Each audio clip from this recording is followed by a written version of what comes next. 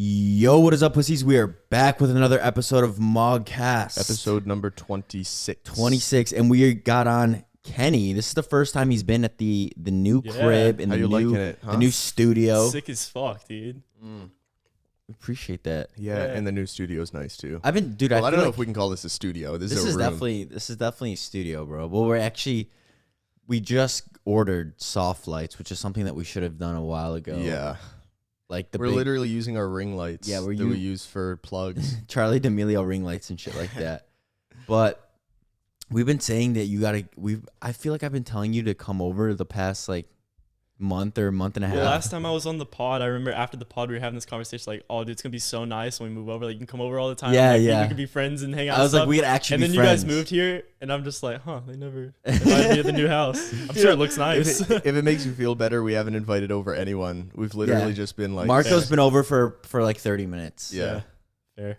So for a podcast. Yeah, but now it's time to have some friends, bro. Like back in high school, that's a good idea. You have your homies come over. Friends are nice. I don't know. I kind of just I feel like I like laying around and shit and doing nothing. If you want to come over and just lay on like chill on the couch, sure, bro. Yeah, we got nice couches.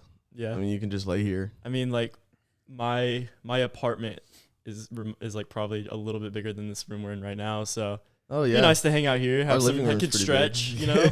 How far away is your apartment? It was like a 15-minute drive. Oh, okay, not too bad. It's about the gym. It's about how far the gym is. Really quick, we got to get this plug over with. Wait, even quicker before that, if you're not subscribed already, subscribe to MogCast right now. Yeah, obviously. But guys, so Anabar, you guys know the deal. Code MOG saves you some money. Dude, actually, we can't talk about the flavor, but Ryan Ingram was talking about the new flavor that we tried, but we can't talk about what it was. But there's going to be like new flavors coming, I think, for this fall or maybe next year or something like that, because I know that it's just like starting to get in production. Shit was so good. Do you remember what we had? Oh yeah, I remember what we had. Dude, I'm wondering if y'all tried the same one, because I've tried one of them and it was like, it's a weird flavor, but it was really good. Yeah, we probably tried the same one. We're probably talking about the same one. We can't tell you guys. Savory? Yeah. Yeah. It's so fucking good. And you would think, low-key, you would hear it and be like, yo, what? Yeah. But that doesn't sound right. It's fucking unreal. So I want them to come out with that, because I'm really excited about that. Yeah. I'm going to binge on those hard as fuck for sure. Dude, I've been having so many Anabars. Well, you're bulking, bro. It's okay. I know. But I've been trying to get in like 250 grams of protein a day. Oh, shit. Because Derek, I was eating like 180, and because I always thought like on a bulk, protein doesn't matter as much. And Derek was like, dude, every time I've bulked or cut or anything, getting in like 1.5 grams per pound of body weight has been like ideal for body composition. But bro, 1.5 grams per pound, I'd need to eat 300 grams of protein a day. Bro, the thing with me is like, okay, if I were to do 1.5 grams, I would need close to 250 or 300. 300, on a cut, roughly. But it's like that's so many calories that I could eat like more satiating shit, I feel like. Because I don't really have that many calories to play around with. Lots and lots of steak. Yeah, but I would just bars. Yeah. Mm-hmm. But I like eating carbs, bro. I like eating. Yeah. I don't know. I mean, for me, I try to take in like 2 of those Premier protein shakes a day. That's 60, and then 2 to 3 Anabars a day. That's 40 to 60. And then I get the rest from Whole Foods. So it's about half and half. Wait, are you guys do you guys know anything about keto? I mean, I know of it. Yeah, I know because so let's say because keto, you have to be under 50 grams on the day. Net or total? Yeah. Well, I don't know. That's what I was going to ask, because I have like, dude, some days I'll have like 200 grams of carbs, but then I'll have like 75 grams of fiber, which cancels out. Damn, bro. Your shit must be like cement. Well, no, I don't poop that often, bro, because I have so much fiber. Yeah, true. It's probably like a blockade in your intestine. Yeah. You're backed up. Yeah, I am backed up. That's why I take like this zoo poo shit that Aiden Lamb put me on. Oh, yeah, I get ads for that on YouTube. Yeah. Because I'm not on premium like you guys are. I get ads on YouTube all the time for fucking zoo poo and those zoo supplements. Dude, yeah. YouTube Premium's so slept on. If you guys don't have YouTube Premium, it's $10 a month. It's the best investment you'll ever make. Yeah, but then they can't watch ads, bro. And then we don't get as much money. So honestly, guys, don't get. Oh yeah, that's true. Don't get premium. YouTube doesn't pay you for premium views. You get premium royalties or whatever, but it's like way less than ad revenue. That's so whack. Don't get YouTube Premium. It's Dude, fucking actually, it's actually kind of bad. We were talking about how it's kind of a scam and you shouldn't get it, but yeah, we were talking about it off camera. Don't get YouTube Premium. it's no, bro. What? But that's like perfect because people were asking, like, how do you, like, you work for us, and so people were asking, yo, how does Kenny make a living? Yeah, and they were asking if you have any other job. So yeah, like, what do you do? Nah, homie, we made him quit Alpha Elite Gym. Yeah, what do you do? Yeah. And what is your? I mean, you don't have to give us a number, but like, what's your income? No, I'll give numbers. Let's go. Yeah, I don't care. I don't understand the taboo around talking about money. I think that's dumb. That's funny that like you just said two that. people in the same business. It'd be weird to be like, oh, how much do you make a year? Even though that would help each other understand like what that job is worth when negotiating with the fucking boss. But anyways, yeah. So Gorilla, I get a set check of $2,000 a month. Editing for Jam, these two guys pay me like $50 to $60 every time I film, a couple days a week. And that's like sometimes I pay you $100. Yeah, sometimes. Because sometimes if I make you wait, if I make you wait, yeah. or like if you're at the gym for 30 minutes before I am, and then we have like a 2.5, 3 hour workout and shit like that. Y'all are always nice about it for sure. And then so how many you probably film 2 workouts a week on average, right? Yeah, like one for me, one for at the least like 100 to 100.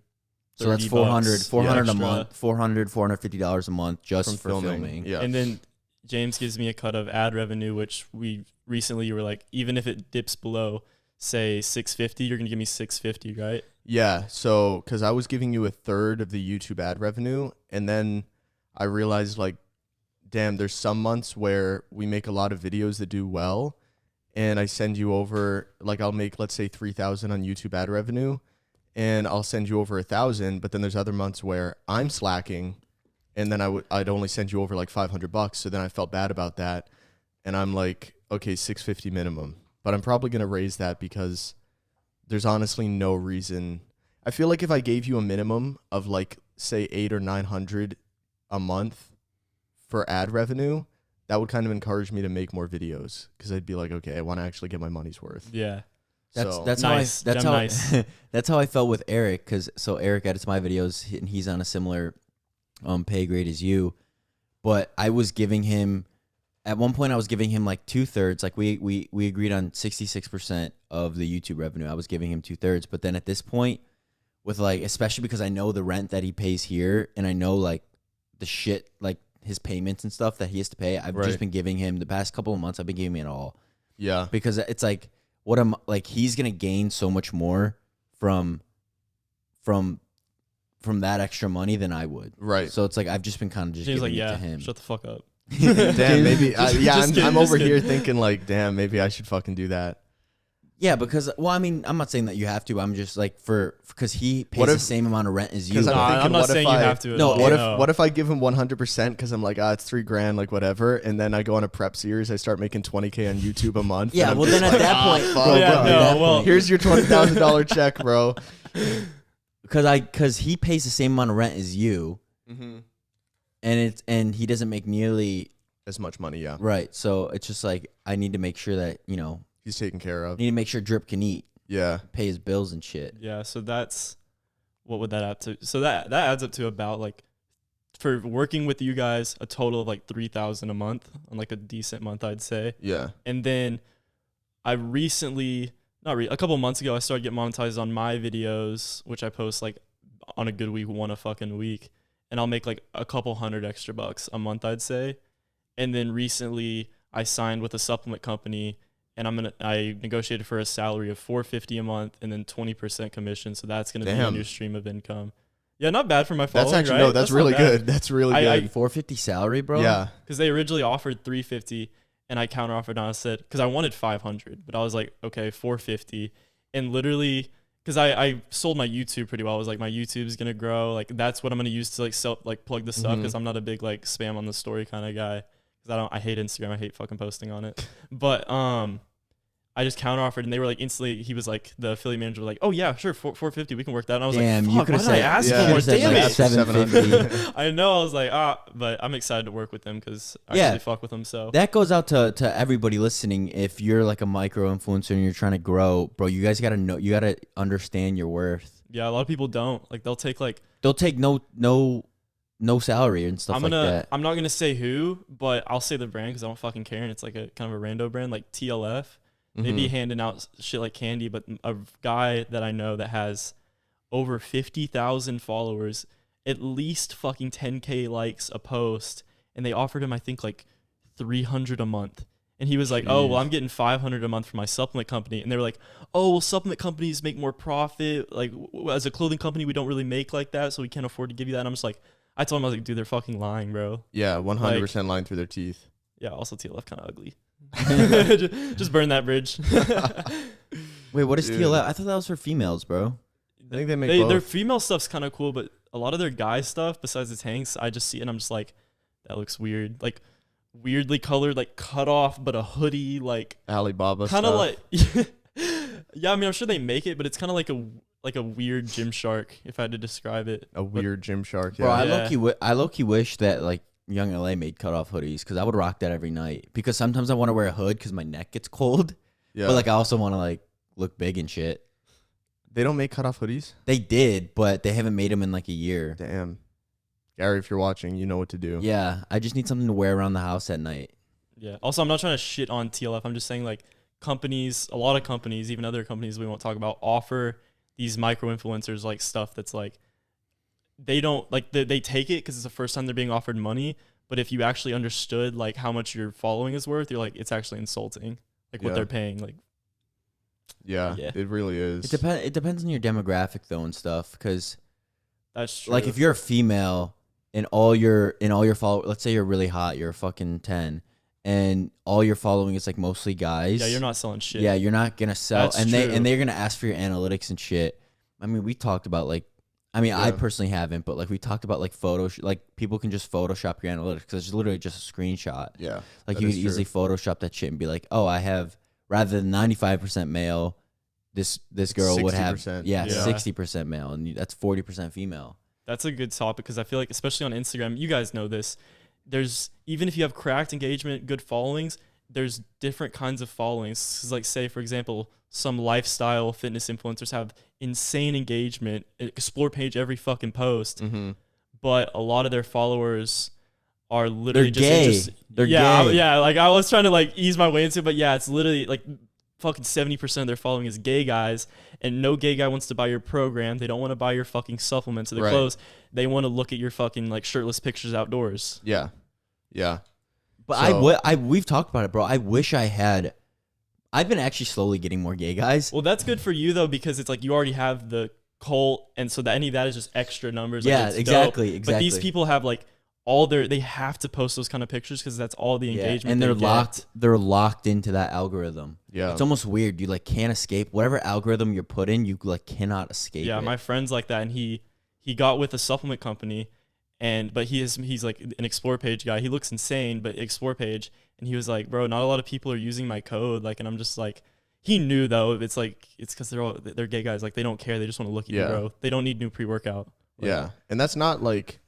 That almost sounds, to hear it, it sounds like bad or offensive. Yeah, no, but like, that's literally there's nothing just, wrong with it. We're just talking about from trying to sell like commission codes. Yeah, like gay guys following a hot dude is basically the same as straight guys following a hot girl. Yeah, like it's gonna be the same kind of conversion rate in terms of making sales. Yeah, and there was a girl I knew, and she had a really good following and really good engagement, and she reached out to Lounge Underwear, which is strictly female stuff, and they asked for her insights, and it was like 96% guys following her.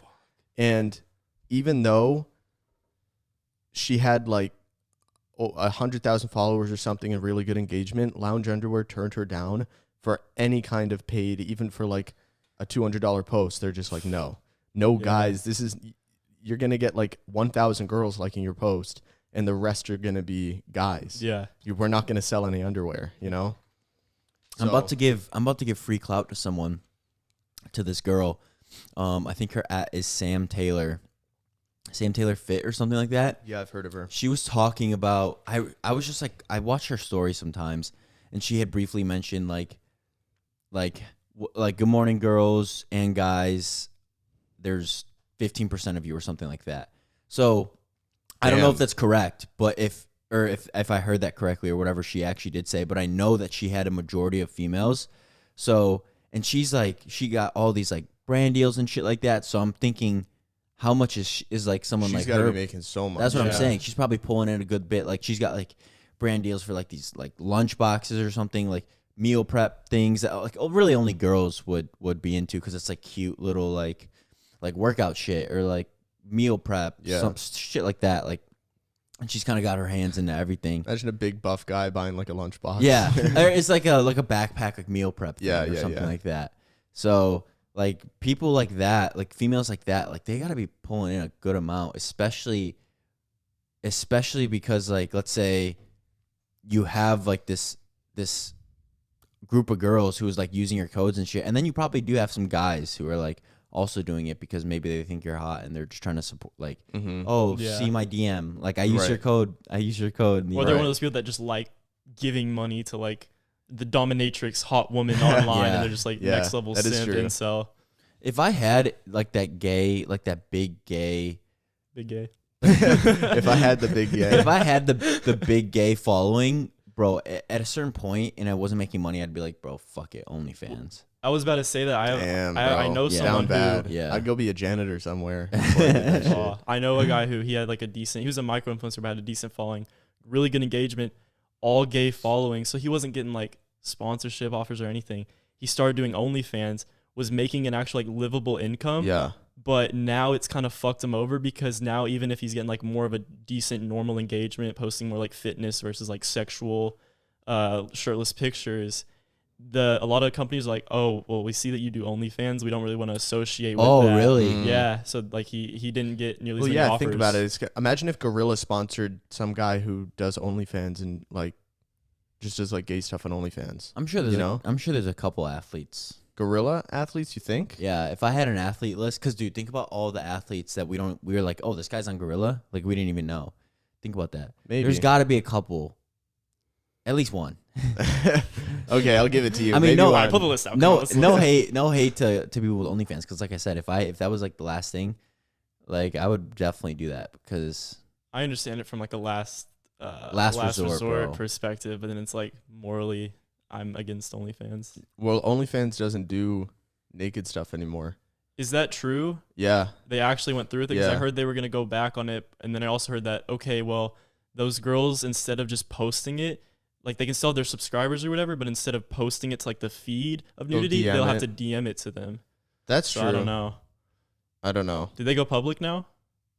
What? OnlyFans? Because they wanted to go public with like investors and shit. Really? That's the only reason they were trying to distance from like the sexual stuff, if I'm not mistaken. I don't know if they went back on it. All I know is that when I first heard of the news, I went to see if it was true, and OnlyFans had like officially released a statement. But I don't know if they've gone back on it since then. I hope not. I think it was a TikTok or Instagram post, which, not that reliable of a news source, but it said that like OnlyFans like was going back, like backing off and changing their mind. I was just like, fuck, dude. I had faith in the world for like a split second. Yeah, there's no way. The idea of all those girls having to go get actual jobs, I was just like, fuck yeah. Yeah, but also like I'm an avid OnlyFans user. Yeah. Avid? Like, not avid, but like I have an account with like a couple subscriptions. That's not avid. Avid is like you're down on it bad. every day. Like, no. Only once in a while I'll check up on my girls. I saw my girls. I saw a meme and it was some OnlyFans girl and she posted a picture and she was like, got to meet with my top OnlyFans donator today, and it was like this just fat neck beard, like exactly who you think it would be. The fucking Redditor Wojak. Yes, literally with the fedora and everything. And like she's like this little cute girl and he's just like this fucking basement troll. And you have to show me that. That's funny as fuck. And then someone responded to her or something, and she responded back and mentioned like, oh no, my boyfriend was cool with it or something like that. And it's like, oh no. Yeah, bro, obviously he's cool with it. Like, yeah, like you just no. Not only that, imagine if it was like some like Sigma, like 10 out of 10 beast. Like, hey, baby. He paid. I'm pretty sure this is true. I can't remember the meme exactly, but I'm pretty sure he paid 10 grand to meet her, on top of being her top donator. I don't know where this guy's getting all this money, but it's easy. Fuck. Easy money, dude. I would definitely meet up with some random fucking. Yeah, I just hang out. Actually, with I them don't for an hour. know. I don't know because you could get like murdered. Yeah, I mean, I'm sure she took the yeah. safety precautions. I just feel like Probably had it'd a be couple weird to like bodyguards. meet up and hang out with someone that would like buy your fucking used underwear. Yeah, Just like but she's probably so involved in that world at this point that she's like fake into it. yeah. You know. That's But- how it always like. I It's like feel when like porn stars you meet have to fans, I be. guess. yeah, 'Cause you it's like- you have to be like fake into it. Mm-hmm. Who Well, it knows? would be weird if she met with him and was super like, Yeah, weird. You bought my bathwater. Ew. Yeah. You bought my feet pics. That whole bathwater thing, like the Belle Delphine, when she did that, and like people were buying that, bro. How much were they buying it for? I have no clue. I don't know if people. I think it was more of a meme, bro. To be honest, but You I'm know sure, if there's still any vendors around asking for a friend? Do you think Belle Delphine's hot? No. I think she's cute. She's got like a She's weird. moderately cute, but That's the thing. Like, I visibly see her and like my brain is like no, because I've seen videos of her being all like with the cat ears elf, doing like or, the like elf ears. and shit. doing the cross-eyed what shit. if you didn't see that stuff? How would you view it? And I just saw her on the street. I It's like, probably oh, think it's a she was cute cute. girl. Yeah. Yeah, that's it. I've noticed that like maybe average but cute girls that are like slightly unique looking, they tend to pop off doing those like cringy like trends or whatever more than Yeah. like a 10 out of 10 like baddie. Yeah. I don't know why. I don't Because know it's why like a that is. fetish. It's a fetish thing. It's almost like young girl fetish. It's almost like pedophilia in a way. fuck. No, seriously. Not now that I think about it, because like a well-developed, mature, like 10 out of 10 hot girl, it's just like weird and off-putting to see them being all like Yeah. doing that kind of like Cutesy little childish, dances, cutesy shit. like- It's always the girls that like technically they're legal, but they look young and they're doing like this. They're kind of almost behaving childish, but then like big grown men are like, "Oh, that turns me on." Like that's literally what I think of, and it just fucking makes my skin crawl. Yeah, that actually makes sense that it's like well, I mean, bro, we've talked about it, pedophilia and like all these little like Yeah. fetishes and shit like that and the childish like costumes and stuff. So. Yeah, bro. Like schoolgirl, like these girls will wear schoolgirl costumes and do like the cross-eyed like stick my tongue out with like the cat ears on and stuff. It's like clearly she's trying to portray being younger than she is. They're also catering to like, because I mean that trend of like the ahigao face like is from like hentai. So Oh, like, really? Yeah. I mean, I don't know, like maybe. No, like because I So know, it's I know almost that. I like used to be they're- into anime kind of, and like yeah, it's like they do like the cross-eye tongue out, like that's because they do exaggerated stuff when they're like animating Right, fucking right. Japanese like anime porn. Well, when you So see they're, like, these doing that, you videos, see them doing it in real life. yeah, when you see these videos that are popping off, they're super animated. Like their face is really animated, and then they also have that like innocent ass look. Yeah. With, like the weird like cross-eyed shit. I can't even do it, but Can you I'll not do it, cross bro. your eyes? I can look at my nose. Look at your nose right now. Put me on the spot. Yeah, do it. Like that. Yeah, there you go. You crossed him. Yeah. Yeah. Do I look cute when I do it? I don't know. Stick your tongue out. Like look Stick up. my tongue out, look They look up. yeah, can you upwards. look right at the I don't camera actually and don't stick your think tongue I out? actually. Yeah, I'm glad I did that away. For the thumbnail, let's all just hit the fucking ahigao face. I don't- And it like blush. I don't Yeah, think yeah, I'm. yeah. I don't think I'm physically capable of like doing that many things. Like looking at it, looking up, and then also like sticking tongue out and shit. It's like the thing where you like. Oh, I yeah, want to that's try, the but I'm thing. on You fucking just did camera. it. Well, I know, but it's like It's similar only doing thing. this. I can't do it. like you know a this sim- thing that I can't do? It's like a similar thing. Yeah. Unfortunately, I think I probably could do it, but I'm definitely not demonstrating that right now. I think I have the coordination for it without the cat ears. Bro, we were talking, Kenny and I, we were talking about like eating challenges and shit. Cause right now, I'm fasted right now because I'm about to do for my YouTube video. I'm doing like a big cheat meal because lately I've just been feeling like fucking shit. Wait, that's today, right? Yeah, I'm gonna do that tonight. Mm. And so I've been feeling like shit lately. Like I've been cutting or whatever. I've been going pretty hard. Like I'm giving myself a fucking pat on the shoulder or pat on the back because I've been going really hard. And lately I've just been feeling like absolute shit. So I woke up today and I was like, bro, you know what? Fuck it. I'm gonna do a cheat meal or like I'm gonna do a little refeed thing. And then I was thinking, yo, I've literally never done that on my channel besides like 10K calorie challenge that I did in Georgia, which I'm thinking about it now. I don't know how I struggled so hard because I feel like I could do that now in one sitting, like 10,000 calories. Yeah. But I've been watching Will Tennyson. Like I feel like with these eating challenges or these eating channels like Matt Stoney, like these guys who eat like a shit ton. I feel like I get into these like weird week spans of like only watching them. And like last night I've been watching. Homie is hungry. Yeah, I don't know. I was gonna say I don't know if it's just because I'm cutting or what, but I've been watching like Will Tennyson do it, and he did like he like fasted all day and did like these big challenges and shit. But we were talking about it, and I feel like I think that's common, yeah, with people. Because on prep, you'll hear stories about bodybuilders that are like either watching people eat or they'll like have their partner, whoever they're with, get something and they want to watch like, oh, I'll get the fucking cake. Let me watch you eat it. Yeah. like a fetish. No, they're just like they're so hungry they want to see someone else eat it and enjoy it because some part of their brain gets satisfied by that. Yeah, that was Hannah when she was on prep. Her entire explore page was just like the food porn, like super up close macro, like cutting into chocolate lava cake. Yeah, because she just like needed to see food that good. But I feel like you're teasing yourself at the same time because when I was like watching, like yesterday, I was watching Will Tennyson eat. And I was just like, holy fuck, like I just want to eat so bad right now. Yeah. And not even because I was hungry, because I wasn't hungry. I was so full from my fucking cauliflower thing. Yeah. I was so full, like stomach like expanded, but I'm like watching this and I'm just like the taste of like how good that shit looked, like Cheesecake Factory. Like he did, I don't know what video I was watching, but he did like this big old fast and he was doing OMAD. He was doing 1 meal a day. And so he did that for a week. He fasted all week. And then was doing like this meal every night or something. Yeah, with like this big like 2,500 calorie meal, which he ended up losing weight because it was so hard for him to get his food in that little 1 hour window. Really? Yeah, he lost weight in the whole week. He lost 3 pounds in a week. How did he do 20K calories then? The 20K calorie challenge. He would have had to eat that meal every like 3 hours. No, he did 20. Well, the 20K calorie challenge he did. I think he fasted.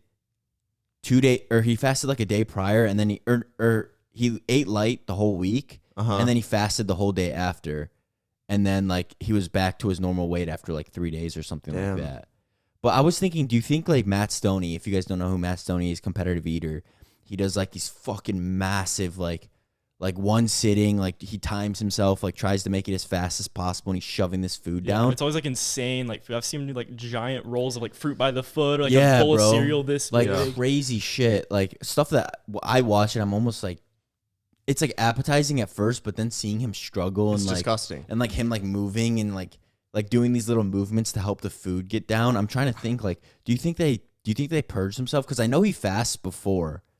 They'll fast before, but which is weird because I thought your stomach like gets smaller and shit. They chug water. They chug like, I know that in competitive eating challenges, like the professional ones, they'll fast for like 3 days before and drink like an absurd amount of water to keep their stomach stretched out so that it doesn't shrink while they're not eating. Yeah, that makes sense because I'm drinking like club soda and shit to try to keep me full, which is like really good. Are you super fucking hungry right now? Yeah, dude, I as soon as I thought, okay, I'm going to do this cheat meal, I'm going to get like 4 pizzas from Mod. As soon as I thought about it, I immediately got hungry. And then like I drank my coffee from Starbucks though, and it went away. Like I had terrible hunger pains. So right now I'm just like hungry, but I had like actual hunger pains driving to Starbucks. Damn. And I think it's literally all mental because as soon as I thought, okay, I'm going to do this tonight, so I'm going to fast all day, it was like, boom. You start getting mentally prepared. Yeah. Yeah. And like all I can think about is fucking food. I keep on looking at the Mod Pizza menu. When are you doing it, bro? I'm going to do like it 7? I want to do it as late as I possibly can because I feel like I honestly am going to get hungry at night. Yeah, but if you do it super late and then you go to bed like an hour after, you might feel like dog shit. You know, like, just 4 pizzas sitting in your stomach trying to sleep. And I do want to eat it fast. I don't want to. Are you going to time yourself? Yeah, I'm going to time myself. Damn. I'm not going to Matt Stoney over here. No, I'm not going to do Matt Stoney like actually. Like I'm going to enjoy it. Like, right, I don't want to shove right. it down, but I am going to time myself because I want to do it in one Are you sitting. getting light pizzas or are you going to get like proper like Dominic style? Yeah, no, I'm going to get the regular Mod 11-inch. I'm going to get 4 of them. Dominic, I already picked them out. But like one Dominic because it's like sausage, but then the rest are the chicken ones. And then I'm doing a Hawaiian because I love Hawaiian pizza, bro. Do you like pineapple on pizza? Pineapple on pizza. Yeah. I feel like it's so good. It's like the sweet, and then you get this cheese with the ham. bro. I'm like, Yeah. holy shit, bro. This is just gonna turn into a Who food was like, the podcast. fucking sauce and the cheese. And the Dude, well, you're bulking 15 right minutes now, later. right? You guys are both bulking. Yeah. Yeah. It's nice you to have were- someone with me. You were saying that you like last night. Like, what were you saying? You were telling me this morning. I got to the end of the night. It was like 4 a.m, unfortunately, and I did my growth, took my Gorilla Dream, took my Soul Sups glycine, not sponsored, and I was ready to go to bed. And then I walked past the pantry to turn the light off, and I'm like, should I have an Anabar? Nah, I shouldn't. And then I thought, damn, that's literally the mentality that makes me not gain weight on a bulk. So I'm like, all right, easy 270. I'm just going to shove it down. And I didn't enjoy it. It did taste good, but I just didn't want to eat, and I really had to force it down. And then I woke up. I only slept for 6 hours because NoFap waking me up from the horny, and I was starving. Like, I was starving. I ate so much food yesterday, and I woke up after 6 hours. Literally, Anabar, 5 minutes later, I'm in bed. 6 hours later, I'm up, and I'm fucking starving. bro, I don't Like, I know. don't get it, Metabolism's bro. ramped up. No, that's what I think Yeah, it is I because guess. Yeah. like Greg Doucette is like the number one person to be like, oh, well, I don't know if he's actually said this, so don't quote me on it, but like he thinks that cheat meals are kind of not really the thing, or like refeed days, because it doesn't really affect your metabolism that much. But I feel like it kind of does. I don't know if he's ever said that, honestly. So scratch that, bro. I don't want Greg on my Maybe. ass. He might have said Yeah. that. I don't know. But I feel like it honestly does, because I've eaten crazy amounts of food, and then like 2 days later, once like I've dropped all the water and the glycogen, like I actually look more shredded. And I think it's because your metabolism ramps up, because it's like, yo, we got to get this food. This is too much food. We got to get it out of us. And then when you go back on your regular diet, you're like, you're on night. Yeah. You're also spiking the shit out of your insulin. It's like you're processing that food probably better than average, I feel like. Getting shuttled into Because your when muscles. you're cutting, like your like insulin probably goes down, I'd presume. Mhm. Yeah. Bro, that's like when I eat Rice Krispies, bro, I immediately get full. Not stomach full, but like my muscles, Muscle full? my muscle fullness Yeah. immediately. As soon as I eat like sugar and carbs. Yeah. I haven't stolen any of Rice Krispies yet. Yeah, but I dude, said I I was got going to, but I ended up having an Anabar instead. Every time I go to have something sweet now, like if I want to have a cookie or a Rice Krispie, I just sub it out for Anabar so I can get in more protein. yeah.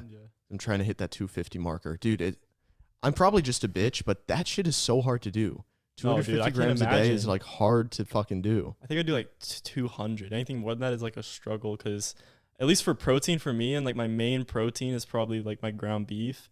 If I eat a lot of that, that makes me that ruins my appetite. I get full fast. when I have Yeah, those it's big. satiating. Yeah, it's satiating as fuck. Well, if you go, let's say you go to Chick-fil-A and you get like a grilled chicken sandwich and you get a 12-count nugget, you're lucky if you get maybe 45 grams of protein, maybe 50 grams in that meal. Yeah, you And you're think that's pretty- a lot of fucking like Yeah, chicken. that's a lot of food. That's like a sandwich, a big thing of nuggets, maybe a drink, and you're full after that. And just think, you got to have that 5 times in a day if you want to hit 250 grams of protein. It's like, I feel like it's easy work for me. for you, yeah. But for Yeah. me, I think of that and I'm like, damn, bro. I'd have to be waking up, first trip Chick-fil-A, just like right away. That's one thing with bulking I've noticed. It's the days I get up earlier and eat my first meal earlier, it's so much easier. But if I sleep in, maybe eat my first meal towards like 11 or 12, I'm fucked. I'm cramming food right before Yeah. bed every time. Shout I out don't- to Premier Protein, though, because 30 grams are is no yummy. joke. 30 grams of protein is no joke, and I can kind of just chug it. So those have been helping me a lot. I have 2 a day. That's 60 grams. That's like a fourth of my protein intake for the day. They're so good. I'll probably be Yeah. taxing on them though. Yeah, they charge like, Yeah. what, $4 or $5? I think it's like almost $4, like 350, 360. Yeah. Dude, I think my maintenance right now is 2,200, which is like pretty decent. Like it's just it's not sustainable, I don't think, long term. But I'm trying to like, bro, after this I'm doing one last bulk, bro. One. Well, just think, the more muscle mass you have in your frame after a bulk, Exactly. the easier it's going to be to maintain. And I fucked up my cut. I fucked it up because there was that time, I think it was right before Mexico, where I was like, fuck, I don't look as good as I want to. I'm going to shred so hard. Yeah, I was like, fuck it. I'm going 5. Like I dropped, I think I was at like probably 3,600 and I went down to like 2,900 because I was like, dude, this is not good. I got to go. I'm going to Mexico. I at least need like some type of abs, like visible Yeah. abs. So I was like, fuck it. And I did that. And I think that was not the right move. I don't know. I mean, you probably did fuck your metabolism up a little bit for like a couple of weeks, but once you ramped the calories back up, it probably came back. Yeah. I mean, you're fucking diced now. You're leaner than me for sure.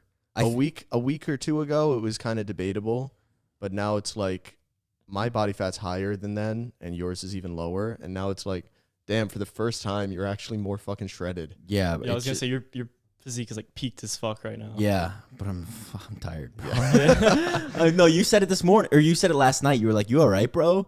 And Yeah, I was 'cause like, normally when you're down like that, you're usually irritated. So I figured maybe like something had happened, but you weren't necessarily mad or angry. You literally just seemed depressed. And I'm like, "What's up, man? You need to talk." and I was like, I was like, food, bro. I'm hungry. I was like, bro, I think the calories are getting to me. Yeah. Because like just the past couple of days, it's just been like just Yeah. it's just crazy how much of an effect you can have on autopilot. your mood.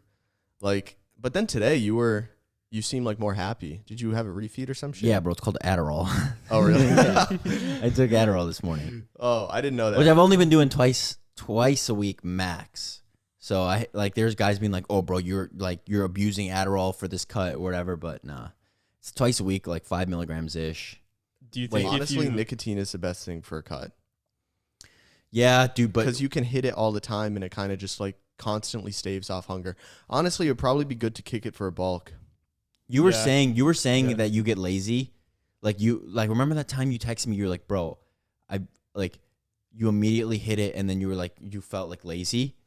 Yeah. I had that feeling this morning. I woke up, I fed the dogs, and I was kind of moving around, and I felt good. And I was like, oh shit, my vape's right here. And I hit it, and I immediately laid back in bed, like Damn. literally immediately. Oh, wow. And but the reason for that is because we did a podcast 2 or 3 podcasts ago, and we were talking about kind of chronic fatigue, like we always feel a little low energy, and we were hitting the vapes on the podcast, and I saw 3 or 4 comments of people saying, "Hey boys, no hate, but when I was vaping, that was the cause of my chronic fatigue."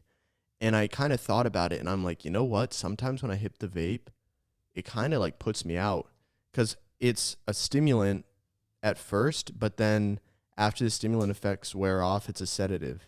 Like it's kind of a downer. Oh. So I noticed one day I didn't hit it until like 6 p.m. Like it was pretty late, and I think I was heading to the gym, and I'm like, oh shit, I haven't even hit this today.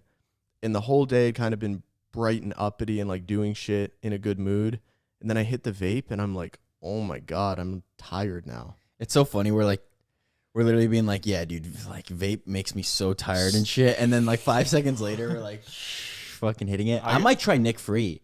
I feel like for me, it's like, it's just The habitual Yeah. of actually Yeah. doing it now, the ritual. And rather than like maybe eating something or something, I'll just go and hit the vape. Right. And so it's like a flavor in my mouth, kind of like the ice, the sparkling ice. It's like, Yeah, that's what I noticed when I wasn't using it. Is I didn't, obviously I craved the nicotine, but part of it's just like the ritual of like, you know, same reason people puff on cigars. Obviously if they smoked cigarettes or like hit nicotine, like hit a vape, they would get a stronger buzz than a cigar. But it's just something about like puffing on a cigar that's like the ritual of it, you know? yeah. Or like when people have a small little drink of whiskey, they're probably not really catching a buzz from it, but it's just something about that like really intense flavor that they've become accustomed to that is kind of like the ritual of it. So maybe we just drop down, what are these, like 5%? Maybe we drop down to like 1% or something. Just to Yeah. like, I think these are 6, to be honest. really? I think they're 6. But I honestly might just go Nick Free for a little bit and see if I can Deal with like that? see if it's the nicotine that I'm addicted It's to. both for sure. It's both. Yeah. That's why I was thinking 1%, just to like, I feel like that would be the way to wean off is, okay, we go from 6 down to 3, and then we wean down to like a 1%, and then we just go Nick Free. The thing is, I I'd don't know be if there's cool- 1%. I don't think there's 1%. Oh, really? No. I'd be cool hitting, I'd be cool vaping forever if it was Nick Free. Like I wouldn't care.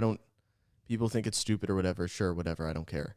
You know, I just like the ritual of it. But if it was Nick Free, that would honestly be the way to go. Bro, I can't be fucking 70 years old still hitting this nicotine. Man, make cloud fun. You mentioned whiskey, and that reminded me. I said, bro, when we have you on the podcast, we're gonna get you drunk because Kenny's never been drunk. So we got this handle ready. We pull out the 1942. Yeah. Like we have this tequila here, But we should actually do that for like your first. I mean, if you're cool with it, getting Yeah, on camera. I'm cool with it. Yeah. So, wait, but I'm nervous fun. to see wait, how are you I of fucking- age? Are you 21? No. Oh, fuck. When do you turn 21? March next year. Especially if we're doing No, you turn 21 tomorrow, bro. it. Oh, yeah. If you were doing it on camera, well, actually, you wouldn't even. I don't even know. I don't. Is it? I feel like it's okay though, because isn't it like I can't buy alcohol, but like say like someone else bought it and I drank it. Is that still illegal? I don't know. Because There's I know that- parents can like buy Yeah. a drink and let their kid drink it at restaurants. but we're not your parents. Let's get the paperwork out. We'll make Yeah. this work. Sorry, think- I had to. I had, fuck. There's I gotta definitely text some people back real quick. there's definitely a gray area, Yeah. but I don't know. But But no one would care. I think This is yeah. a Also, podcast. it's not like the police are gonna like come the fuck in. We But saw that episode of the Yeah. MogCast. I think it's actually though that if they can't prove it. So like if you don't actually like if you had it in like a glass, it's yeah, like they don't know if it's fucking Pepsi or fucking like Right. So but you've never been drunk, which No. is something that I would want you to experience with us. That'd be fun. Or maybe we do it. Maybe we savor it and do it. We go to like a nice outing, a nice club, like we did for my birthday, and then we do something on that next March. Yeah, yeah, that'd be fun, We vlog it. yeah, that would be fun. dude. I just want to say, it's kind of personal, but my mom texted me earlier today, and she was like, "I work too hard for the money I make," and she was talking about how like she's just stressed all the time. And I've been watching Mr. Beast recently a lot. I don't know why. I just Yeah, like his content is so entertaining. Yeah, maybe it's more for kids, maybe it's a little cringy, but it's so entertaining. No, from an editor standpoint, those are edited so I well know. to keep your attention the entire yes, fucking duration. yes. And sometimes I'll click on a vid and I'm like, oh, I just want to see what this is about, and I watch the whole thing. But a lot of his vids are like generosity based, where he just gives away money. So I'd literally, Mr. Beast, if you're watching this podcast, I just want you to know you influenced me to just. I saw that text, immediately went to PayPal and just sent her money, because I was like, this is literally just go buy yourself something nice. yeah, dude. And it feels so good to like give to people. You know, it feels better to give to someone who actually needs it than to just go buy, like, what would I go buy, a fucking Louis V wallet with that, you know? Yeah, I feel the same way because now that I have the money, but I think ever since I was a kid, I was always like gift giving was like one of my love languages. Like my first one is touch, but I think my other one is gift giving. So ever since I was a kid, like I would love like for my mom, I would make her like ornaments and stuff because my mom was really big on ornaments for like Christmas time. So I would make her ornaments and I would love giving them to her. So now that I have the money to be comfortable enough to kind of just not throw it away, but give Right. gifts and stuff like that. Like I'm never slow to be like, oh, yo, here, because I like, you know, It's fun, dude. Yeah. It's so fun to like. and that's why Mr. Beast does it, bro. And it's tax Yeah. write off and shit like that. That is true. No, but his videos, it's like, oh, I'm giving this person $10,000, but like you said, it's the editing. Here's $10,000, literally, and then they show the person receiving it. Thank you so much, subscribe to Mr. Beast. It's fucking on to the next. Yeah, And right it's away. like, here's There's another no delay. $30,000. Because I literally will go on, like I watch him probably every night, and I just watch old videos and kind of just like put. You watch Mr. Beast every night? Yeah, that's what I was saying. Like when Right here, man. Mr. Beast, we're Mr. Beast, They're man. gonna set it up in the living room TV and just start all watching. Yeah, it, like and we put family Mr. Beast time. autoplay on, and it's like his videos. 24/7. Yeah, but his newer ones, like his most recent ones, I think are like the fucking. It's insane. The pinnacle of like mainstream, He- but in a good way. He's got Yeah. third most subs. You said. I don't know if he has third most subs, but the only other ones I could think of was T-Series and PewDiePie. Yeah, And Mr. Beast has like 68 million. it's 68. and his views shit on. Yeah, T-Series his and views shit on PewDiePie, everything. So I think he probably like views per video. I can't think of anyone pulling in He that might be kind number of. one. Besides like music videos, that's different. I think the most people that I've been watching lately on YouTube is literally it's just like my whole recommended is Cody Co. Because do you know I've Cody seen, Co? yeah, well, I've seen you watch him. Yeah. Yeah, I will just rewatch old videos because I think he's so fucking funny. So I'll watch Cody Co. And then I'll watch, right now it's Will Tennyson and a little bit of Matt Stoney and then Mr. Beast every single fucking night. Damn, bro. Like yesterday I was eating my ice cream, like my fucking protein ice cream. I was just like laying in my bed, bro, just watching Will Tennyson. Next video, Cody Co.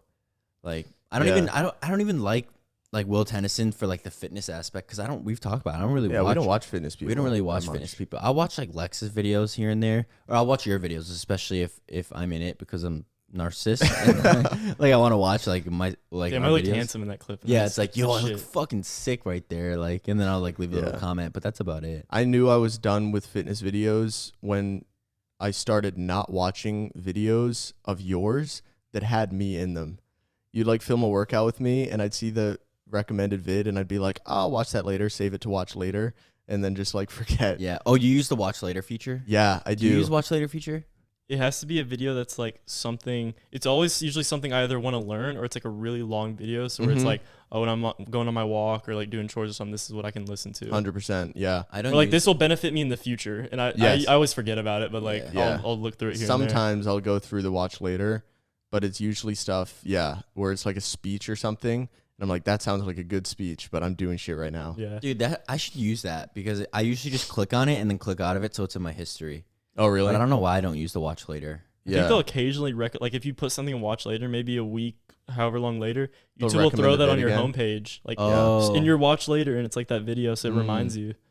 But yeah, Mr. Beast, like the videos he does where it's giving away money, those are my favorite, especially when like the last one I watched was last person to take their hand off $1 million in cash gets to keep it.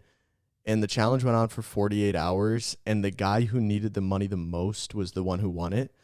And like literally the first thing he did with his money is just hook up his whole family. And like they all needed the stuff that he got them so bad.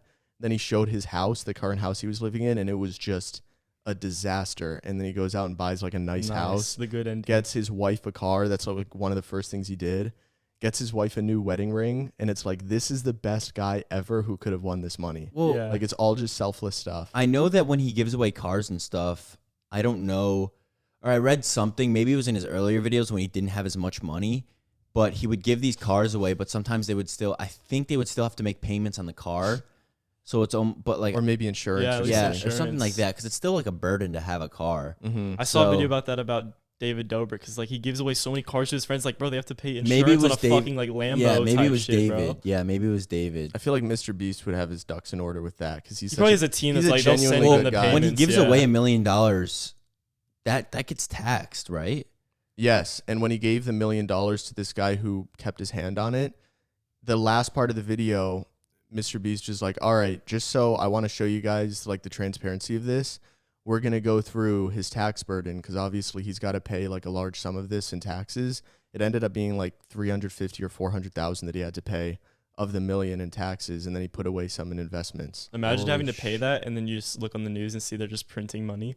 Yeah. Like they did not need that. or that they just gave $80 billion to the Taliban. Yeah, just some and random foreign Wait, aids that we what? throw out all the Wait, time. what happened? They didn't give the money technically, but they spent trillions of dollars on the Afghanistan war, and then they left $85 billion of equipment there, yeah. and they didn't destroy it. Yeah. So the Taliban just came in and they're like, we're one of the best armed militaries in the world now. Yeah, I saw it was like pictures of all the different things. It was like, Yes, bro. 1,000 of these, a fucking Dude, it was like three of these. Like, 350,000 assault rifles and like so and so many thousand like high-tech Black Hawk helicopters. It's like, bro, they could literally invade like yeah, Spain. Like they could Yeah, that's- they have one of the biggest armies in the world now. Yeah, but how many of those fucking Taliban guys know how to Yeah, fucking fly a is true. Black Hawk, bro? that I is mean, I'm true. sure there's I a feel couple. like they'll learn though. Yeah. I mean, Yeah.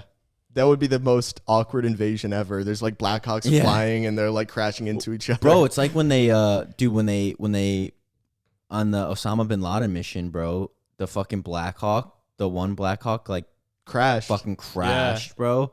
To That's be fair, there was like a very specific like phenomenon that happened with like upwind Mm-hmm. because of like the heat coming out of the compound. It was something that was like rare that they didn't take into consideration, but it's just funny that this was like the most maybe one of the most important military missions of all time, and we send in our most trained fucking people, SEAL Team 6. Yeah. Like, you can't fuck up, and this is like the number one military of all time, and the fucking helicopter crashes. Yeah. It's like, bro, come on. But no one died. Yeah, and they burned it too. Well, they, besides for like the people in the compound, they got Yeah. fucking smoked. Yeah, But no SEALs died. they properly like burned the Yes, they burned the burned downed helicopter. the Black Hawk, and they got everyone back. Bro, they know, they fucking it's called canoeing. I always bring this up when I talk about Osama bin Laden, bro. But You're a military guy, bro. They fucking military school man dude, over here. I'm pretty sure they canoed Osama bin Laden's skull. So it's like 2 in the chest, 1 in the head, or something like that. So when they shot him in the head, bro, like the bullet went right here, and his skull like Split. it's called canoeing because like your skull looks like a canoe. Yeah. And like the bullet went like straight through his fucking That might be the skull, only bro. guy. Dope. That might be the only guy where I hear that, and I'm like, I'm glad that happened. I'm to glad him. he got canoed. There's a it sounds like a sex thing. Like Yeah, it's like he a got canoed, Like, why does bro. this sound like some weird butt play? Bro, there's a conspiracy though. There's a conspiracy. Oh, I know a thing or two about that. because they like With Osama? because they threw his body in the ocean because they said they didn't obviously doesn't deserve a proper burial. Yeah. But I don't want to disrespect anybody because that's like a lot of people get really upset. But there is a conspiracy about like them actually killing Osama bin Laden, or if it was just like a whole like Propaganda thing, kind of. yeah. I mean, yeah, you could have the argument like it's kind of like fuck. I personally do it's- think they killed him. I think they do too as well. But to humor that, it's kind of like it was one of the Iron Man movies where this like evil rich guy like set up a fake terrorist. It was literally just an actor. Have y'all seen the Iron Mans? Y'all know what I'm talking about? I don't know. He was literally I've just seen an the Iron Man. actor, and they were doing these terrorist attacks. And granted, it was like this private corporation evil guy. Wait, which one was it? Which Iron Man? You remember? It's the If one. it's 4, then no, I haven't seen I it. think it is 4 with all the different suits. Like Oh, maybe epic, I have. epic I don't know. ending. I don't know. I love Iron Man, but it's kind of like what if, because the reason after 9/11, like we went to Afghanistan for reasons more than just the war on terror. Yeah. So it's like to humor that conspiracy theory. It's like, oh well, maybe they want this mascot to be like the bad guy that we're going to get, Yeah. and we're going to find, and like all this shit, which I understand, but at the same time, it's like I think Osama was a real person. Like I think it was a real. Yeah. Yeah, he was I a think real it was guy. real. I think we got him. Like I don't really, and I'm a big fucking conspiracy guy, and even then I'm like, I mean, I think the reason why people humor that conspiracy is because your entire faith that he was actually killed rests on the what's the person who like deals with dead bodies? What's the name of that title? start with an M. Yeah, probably, Mortician? but mortician, but I think that's the wrong title. Probably. The fucking medical person who came up and examined his body after and said, "Yep, that's him." Yeah. And then they dumped him into an ocean. Literally the only proof we have of it is just resting on the faith that Yeah, because they doctor was, didn't post telling like the truth. any videos or pictures of his Yeah. body, right? That's They the did- thing. It'd they be did different with- if they like showed it. They did with Saddam, I think his name is. Yeah, well, he got hanged, Oh, and there's okay. like a video of it. Yeah. He got properly fucking killed. That's cool. And it wasn't, I don't think it was the U.S. that did it. It was like his own people, Yeah. wasn't it? Something like that. I don't really know. They found him hiding out in like, dude, he was hiding in the craziest fucking spot. It was like a hole in the ground. I don't know how the fuck they even found him. Saddam Hussein, it was literally a hole in the ground with like leaves over the surface, so there's Oh, no way fuck. you'd ever be able to see it. And it was just like a hole. Someone snitched. Bro, Yeah, someone snitched for sure. the thing with killing like a specific person like that, it's almost like, yeah, okay. Like Osama or bin Laden like claimed he was responsible for 9/11 and everything like that. And then so we're like, okay, we're going to go after him. But then when you kill this one person, like the idea, the ideology is still Yeah. alive and Yeah, shit like if anything, that. that 100%. action's just a symbolism because he was just hiding out. Like he wasn't causing any more. He might have been leading like Taliban, like, or was it Taliban or Al Qaeda? I think it's he was like Al-Qaeda. leading? It was Like, Al-Qaeda, yeah, like helping lead. But it's like so I think it it's just a was- symbol of killing him was important to us. Yes, and I think it also, to be a little patriotic, I think it kind of shows like it doesn't matter who you are or how well guarded you are or what kind of status you have or where you hide. If you do something like that to the U.S., like eventually we will find you and kill you. and everyone in your compound. Bro, I remember when he got killed, my dad woke me up because my dad's a big military guy. My dad woke me up and he was like, "Yo, they just fucking go! Get up, Brandon! They fucking Wakes him up. Let's fucking go! We got him. They turned on the news and like New York was going fucking crazy, bro. Yeah. Like New York was going crazy, really? and I've seen clips of when I went to military school. They would always like show these videos, and dude, like at this school, the Citadel, they have these big like they call it a half dresser. So it's like this big fucking metal thing where you hang your like uniforms and shit. Yeah.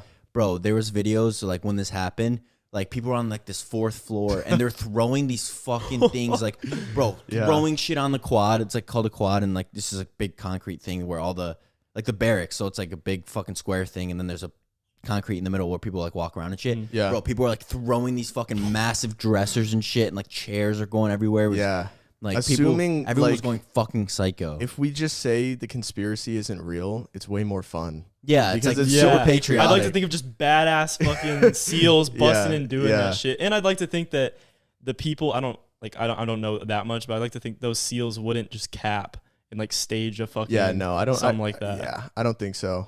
But yeah, when you don't assume the conspiracy, like, damn, the U.S. went pretty fucking nuts after that. It was definitely a unifying time for the U.S. Like, it didn't matter if you were Republican, Democrat, black, white. Yeah, like, everyone was 1000%. like, yeah, we fucking got him. Let's go USA. Yeah.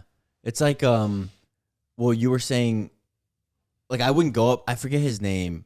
The guy who, like, actually pulled the trigger. Yeah. I don't know his name.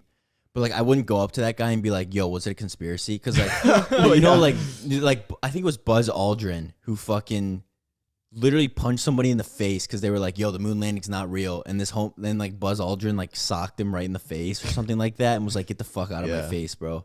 Like, at that point, like, I wouldn't be, if I was so into conspiracy and shit like that, I would never, like, go up to the person and say that. And kinda like what are they going to be like? Yeah, you're right. It's a conspiracy. Like, Yeah, what do you dude. expect to get out of that? Especially not a fucking Navy SEAL who fucking Yeah, if kill it's you like in if it's someone that 1,000 seems like a different ways. respectable person, I wouldn't do that. Yeah. It's different when Alex Jones goes up to that guy that was like at Bohemian Grove and is like Dude, shoving that in was his so face. badass. Or when- I watched that the other day. Or when he threw the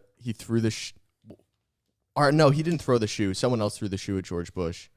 But Alex Jones went to one of George Bush's press conferences or whatever and just like absolutely berated him for like I haven't being seen that part clip. of I've the seen New the World shoe Order. where he's like, yeah, the he shoe ducks goes it. by. That was pretty sick. Good reflexes on Yeah. old W. You think Joe Biden's just taking like just doesn't even, eat shit, bro. Soul of the Bro, I saw a TikTok of Joe, and no. obviously it was a joke because it was like the guy was like, it was like a TikTok and they were like doing a voiceover, and it was like, so Joe was like walking, I don't know where the fuck he was, but he was walking, and they were like, the voiceover was like, all right, Joe, you're gonna take a right here, because this like the Secret Service guy was like pointing like, yo, Joe, like you're walking this towards way. me. He's Yeah. like, you're going here. And then like Joe is like continues to walk. He's like walking on the grass, like walking on the lawn, just going straight to where the Secret Service guy was. But like he was supposed to go through this door. And then it was just funny. It was like a voiceover. While It's we're like, on this topic and before we get too far from the conspiracy Afghanistan shit, I want to ask y'all, because everyone's like, oh, dude, the way they handled this was so bad. Like, oh my gosh, like this and that. Like, they're so stupid for doing this. Do you think it's actually like a mistake, or like these things were actually for that? Or do you think it's for like a bigger agenda? Because like I refuse to believe like, oh, they're idiots for doing this. It's like, no, there's just another fucking, these guys aren't dumb. These people that pull the strings aren't dumb. I feel have like. what are you to- saying? What are you saying? With the way we pulled out of Afghanistan, Okay. it was Like, such a really last minute. Such a shit job. such a shit job, and they had no reason to do it that poorly because they were given notice back in like May that like, okay, the Taliban's advancing. Obviously, we're the most advanced military intelligence in the world. We knew that they were advancing. We knew that Kabul would fall. Mm-hmm. Like, there's no way that we didn't know. And then there was that leaked phone call from Joe Biden to the president of Afghanistan, the former president now. Oh, I haven't seen that. Oh, and he said, yeah, this was leaked. And he was saying to the former president, it doesn't matter how bad the situation is with the Taliban. I need you to make the world think that it's not that bad, even if it's not true. Like, he just straight up said that. Oh, damn. Now, funnily enough, out of all people, Tucker Carlson was the one who somewhat defended Joe on that phone call leak. because he was saying that Joe Biden did the unthinkable. He actually ended a war. He actually pulled out of Afghanistan, and the military-industrial complex fucking hated that. So in like retaliation, they leaked this phone call of him. Because who the fuck else? What's this? Some random hacker leaking the president's phone call? No, it's obviously the like Department of Defense leaking this phone call as a way to say, don't fucking disrespect us like this again. We have the power here. If we want endless wars, we'll have them. Yeah. Or we'll leak dirty info on you, even if you're the fucking president. Yeah. So I have to, as for your question, I would be the type to go more towards, in this case, there's no such thing as a coincidence. Like, there is no way that the most advanced military intelligence in the world would possibly fuck up this badly when the military was literally telling the administration, hey, here's all the info we have. Here's all the intel we have. The Taliban's going to take over. Yeah. Here's an exit strategy. I'm sorry, but I don't have the answers. I don't know what the broader plan is, but there has to be something else to play here. I think it's important to understand, like, the people that run all these different things, whether you believe in like, oh, globalist agenda shit or just like general political leaders in general, none of them are fucking dumb. Like, they know what they're doing. Like, they might want to appear dumb. That's actually it's one of the laws of power is like appear dumber than like others. But like, I don't like people that are like, oh, all the people are stupid for fucking doing that. It's like, no, it's just part of a bigger thing. Yeah. In my opinion. And I don't know what that bigger thing is. I really don't. Me neither, no. But I do feel that there's something bigger going on here, because like, how on earth could you have every top military leader in the world or in the US telling you, here's how to pull out of Afghanistan somewhat safely, get our equipment out, get our military out, get our citizens out, and here's exactly the timeline of what's going to happen with the Taliban taking over. Yeah. And the administration is just like, I didn't know. Like, there's no fucking way. No. That's not negligence. That is like malice, like intentional malice, you know? So anyway, Joe Rogan got COVID. Yeah, I saw that. And there's like this thing that he took. Ivermectin. Yeah. I don't know if I'm allowed to say that on YouTube, but I mean, Joe posted on IG. yeah, that's true. It's also he was Joe. he was saying it and talking about it on a recent pod. Oh, really? Joe was, yeah. Well, that's on Spotify. But the clips were on YouTube. Oh, and it was fine. But then again, like, YouTube probably like lets him say more stuff than channels true. that won't And cause controversy if taken down. True, but I've seen Tim Pool talk about ivermectin, and he said the actual word. But so Joe posted this thing on Instagram, and he's like, "Hey guys, so I came back from the show, and that night I was having like symptoms, so I slept in a separate room. And as the night went on, I was getting fevers and chills and all this stuff. I knew what was going on. I got tested. I tested positive for COVID. So I threw the whole kitchen sink at it, which basically means I took everything I could. And he starts listing the stuff he took. He took, it's called Regeneron. It's like antibody-filled plasma, basically, of people that have like already had COVID. And I took this and that, and he lists off a bunch of FDA-approved stuff. And I took ivermectin, and then I took this, and I took that. And the media went fucking nuts, bro.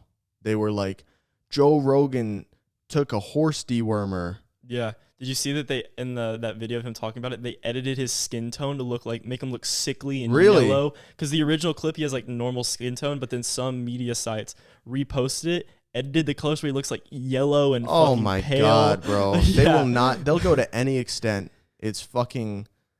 It's crazy because it's like, yeah, we're talking about ivermectin, which is like not in the medical community has been something it's used. There's other countries that are using it as a main treatment. Real quick, it looks like you had a question or you were curious about something. No, I'm just listening. Okay. Well, I was thinking like, is ivermectin like frowned upon? Because when you said horse dewormer, that's what? why I wanted to stop, because I want to give Sush and anyone listening a rundown on what's going on. So ivermectin is an anti-parasitic drug. You took it, right? I don't know. Maybe. No, maybe not. No, maybe not. He didn't. Yeah, I did. Actually, I have no reason to be against it. It is FDA approved in humans, but it's not FDA approved for COVID. Ivermectin is an anti-parasitic drug. The people who invented ivermectin won a Nobel Prize because it was such a well-tolerated, widely used, life-changing drug. I mean, this is like penicillin type. Like, this is big shit. This is like a medicine that changed people's lives and really affected the world in a great way. They won a Nobel Prize for it. And no one had any issues with it for decades. This drug has been around for decades. And I think so. It's been around for a long time. Been used as an antiparasitic. It's been used as an antiviral for like malaria, I believe. And no issues with it up to this point. It's like $3 per dose to get it. It's cheap, generic medication. There's no patent on it, which means any company can produce it. It's not like owned by one single pharmaceutical company, and that's the problem. That's the problem Big Pharma has with it. Is, there were some studies done, and for the sake of transparency, there were some studies done that showed that it had no effect on COVID. But the thing is, it's really easy for any rival pharmaceutical company to create a study, make the sample size big, but just small enough where you can reasonably reach the conclusion that there's no statistical significance, quote unquote, right? Because obviously big sample sizes are important for any study. And then that can be used as official science to prove that ivermectin's not fully effective. And that's the problem I hate with these religious science types. People that they treat science like a religion, and as soon as a study comes out, they don't actually read through it. They don't read through the methods. They don't read through anything. They just look at the conclusion, and they use that on their little fucking utility toolkit to like disprove you. Oh, I'm the fucking debunker. I'm the fact checker. It's like, did you even read the study? Did you look at the sample size? You know, because a lot of the studies that have been done have shown really, really, really good results from the use of ivermectin. Prophylactically, which means preventatively, it's really good at preventing COVID, and it's also really good at treating COVID. In some of these studies, YouTube, okay? Don't fucking ban me for saying that. But the point is, there's good reason to at least look into it. Yeah. 100%. I know I'm ranting right now, and I'm sorry. No. I'm sorry I've been talking, but I want to get this off my chest. If you are a truly morally good person, and your goal is you fully believe that COVID is super bad, it's the worst thing affecting us right now, then your goal should be to look into everything that can possibly help us. And if there's a drug and half the studies say, it doesn't seem effective, but half the studies say, hey, it actually seems really effective, and you're a good, morally good person, you should be like, you know what? There seems like there's some promise here, and we should look into this more. And that's how I know that people in media and people with the blue check marks on Twitter and these public figures, they fucking hate you. They don't give a shit about you because this is all a political game to them. And it's money. Because if they were truly good people, their goal would be to actually look into these treatments. But they don't fucking care about that. So what they started doing is they found something else that ivermectin is used for, which is getting rid of parasites in horses. Now, it also gets rid of parasites in humans. But what they started doing is look up ivermectin on Google, and I can guarantee one of the first headlines you will see will call it horse dewormer horse medication. I was waiting for a chance to throw this in. So this is it got some controversy. This is a Rolling Stone headline of the article, and it says gunshot victims left waiting as horse dewormer overdoses overwhelm Oklahoma hospitals, doctor says. And that is bullshit. And look at this. Okay, so keep in mind, this is fucking summer. This is Oklahoma, where last time I checked, there's not a lot of gang violence in fucking Oklahoma. But also, victims this left picture, waiting. these people are dressed as if it's 30 fucking degrees outside in this line. In the middle of picture. summer. Damn. And So like, the I picture they use for the article, it's cold outside, people are dressed in winter clothes, and they say in the middle of summer, gunshot wounds. First off, what gunshot victims are just standing outside and they're fucking bleeding out of their head, and they're like, I guess I'll wait. Like, that doesn't fucking happen. You get taken in on an ambulance, like, you are first priority. Yeah, I if saw you're a gunshot people, victim. because it was on TikTok, because I didn't want to really. But beyond that, just real quick, sorry, dude. No, you're good. Did you see not only was the picture fake, did you see the statement released by the hospital? The hospital said the doctor who said this hasn't worked with us for years. Yeah, he has no affiliation to us, and we have had no reported cases of gunshot victims left waiting or ivermectin overdoses. Yeah. They weren't mean about it, but they were like, this guy's not affiliated with us, and everything he's saying is not true. But that story was so widely reported on.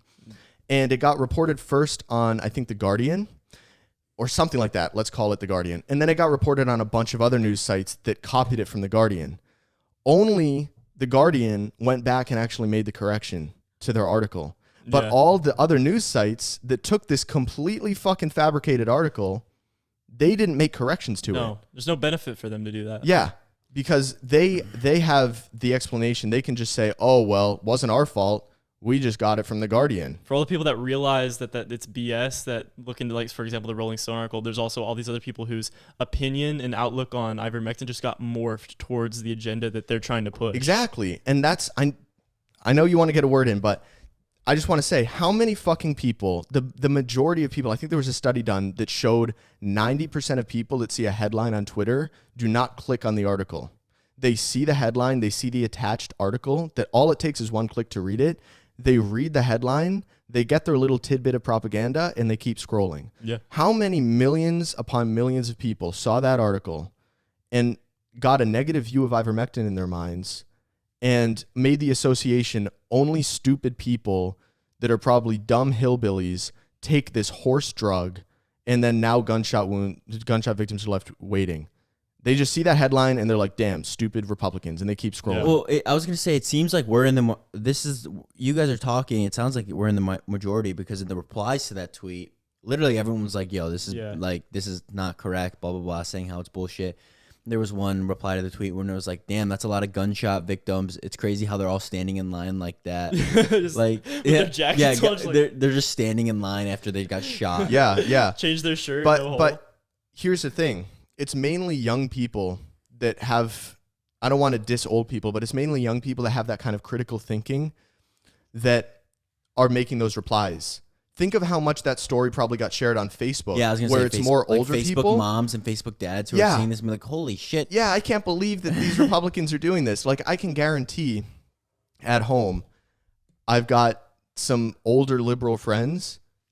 I can just guarantee that if I talk to them about ivermectin, they'd instantly scoff and be like, oh, the horse dewormer, huh? You really believe in that stuff? And it's like, so yeah, the replies make it seem like we're in the majority. Hopefully we are. I really hope we are, but I'm not so confident. I think a lot of young people that are curious and look past the bullshit, yes, they see that this is just a big smear campaign. But the current treatment for COVID, we get into this every podcast.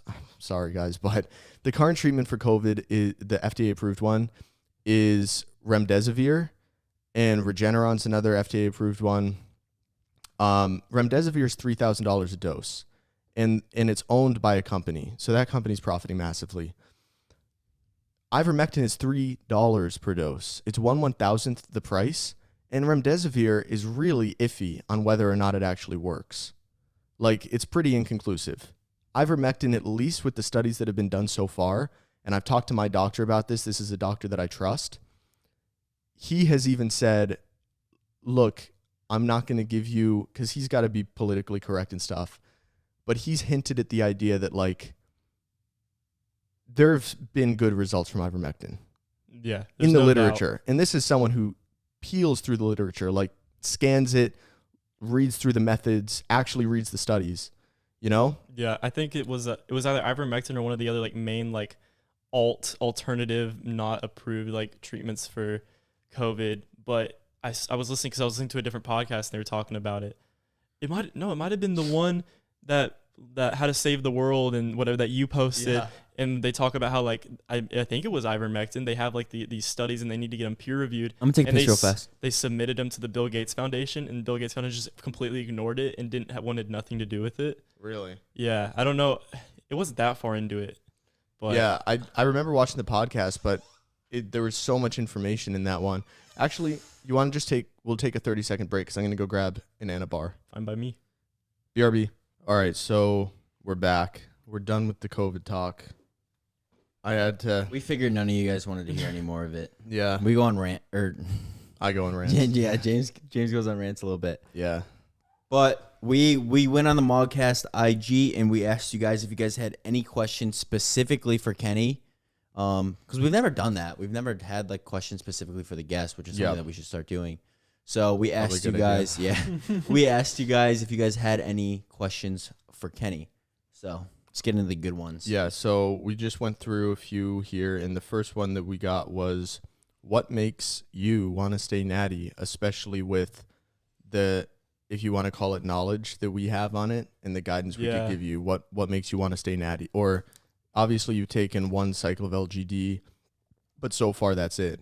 Yeah, and it sucks, the risk, like, because, you know, like, storms can fuck up your bloods and stuff just as bad as some forms of gear. But, like, the benefits of that LGD was, like, negligible. Like, I've had people tell me it was probably bunk, but I got it from the same source I got my MK from, which is actually a source that I got from Greg Doucette a long time ago when he had, like, 40, 50K. I just randomly DM'd him because my friend wanted to start taking storms, and I was like, hey, I was wondering what a good source is because there's a lot of, like, bunk stuff out there. And he literally just gave me the phone number for his fucking guy. Damn. But the MK was legit because it would spike the fuck out of my hunger. But the LGD, it was like, I didn't really get much gains. The weight was from food. And then, like, I felt like, oh, yeah, I got, like, a 10% increase in strength. But if you look at placebo studies, they get, like, it's a like 12% increase in strength. So it's like, damn.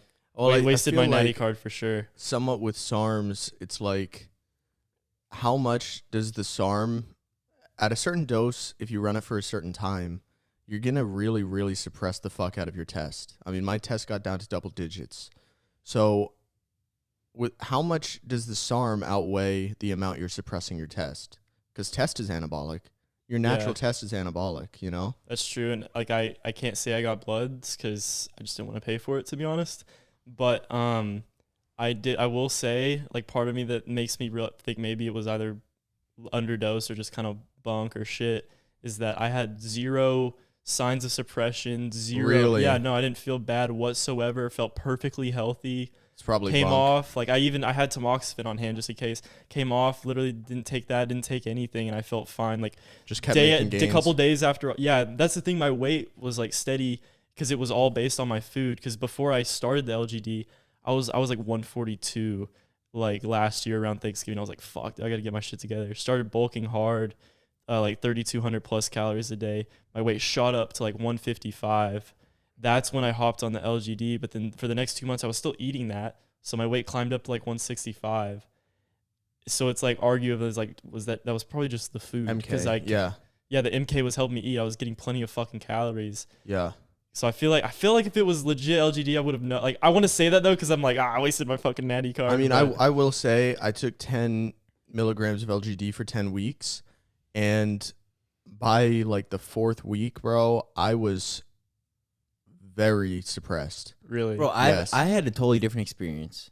I took 5 milligrams, and I didn't have suppression like you said, but I would put it on my life that shit was real. Because one, it was like from a pretty good source. And then also, dude, when I was training, I had the most fucking craziest endurance. Like, I could tell like shit was working because I was in there for 3+ hours, wasn't getting tired, pumps were fucking retarded. Like, I had made gains. I was also eating a shit ton. But like, I pretty much am for sure that shit was real. But I never had any suppression. I was on 5 milligrams for 8 weeks. Maybe I was just a poor responder and it was real. I don't know. With me, like, my workouts were still okay, and obviously I was still making some sort of progress, or at least maintaining my weight in quarantine. But my dick didn't work. I didn't jack off for 6 weeks unintentionally. I just had no desire to whatsoever. Sleep was kind of poor. My mood was in the toilet. All the signs of suppression. And then I went and got tested. I was 47 nanograms per deciliter. Dude, I would take nap. Dude, I didn't want to take a rest day because every single session was fucking insane. And I would take naps and I would wake up pumped.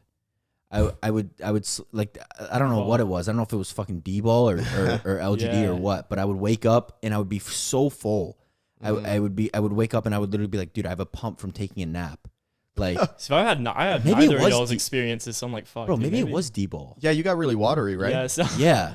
I mean, because maybe I think if D-ball's cheap and LGD's not cheap, what would stop someone from just being like, I'll give him D-ball and he'll make gains? Yeah, maybe it was D-ball, bro, honestly. But I was watery, but I was also eating probably like I mean, I thought I was eating 4K calories. I was probably eating like Derek just made a video about 3,000 D-ball to only, right? 3,500. About what? Yeah, D-ball yeah, only. D-ball only. Oh, I haven't seen that one yet. Yeah, but I was making, and he was always saying how like the D-ball only guy in high school, he always makes jokes about like that D-ball only cycle in high school. Yeah. They thought they were taking like GNC subs, but it was actually D-ball. But like these kids making insane gains and shit. And then, yeah, dude, honestly, maybe it was D-ball. I was getting stronger. I had crazy fucking endurance. Yeah. I was pumped. Yeah, bro, it was I fucking didn't D-ball. notice. Yeah, I had It was fucking, I D-ball. had none of that shit, bro. Literally, the only thing that changed was like I felt a little like I said, like 10% stronger, and then I was eating, so like my weight was going up. But it And was then fucking you were food. probably just getting stronger from the increased weight. Yeah, Wait, so- exactly. My strength goes up when I fucking surplus, anyways. Back to the question, what makes Kenny want to stay natty? Well, the thing is like I have, so like I'm not gonna lie, especially like hanging around these guys and just seeing similar influencers in their physiques, and I'm just like, fuck, dude, like I know some people like, oh no, dude, you look great. It's like, no, I'm bulking, bro. Like in my mind, I feel like I don't look fucking great. I'm not shredded, but I'm also not anywhere near the size to where if I cut, I would be happy with how I look. So I Right. gotta I have to fucking, I've accepted I got to perma bulk for like at least a year, probably two plus years. Mhm. So I'm like, dude, if I just hopped on a little bit of gear, you know, I could You do, lean like, a out and 6 make month- fucking yeah. gains while I'm fucking staying Yeah. where I'm I at mean, or leaning out. it suck.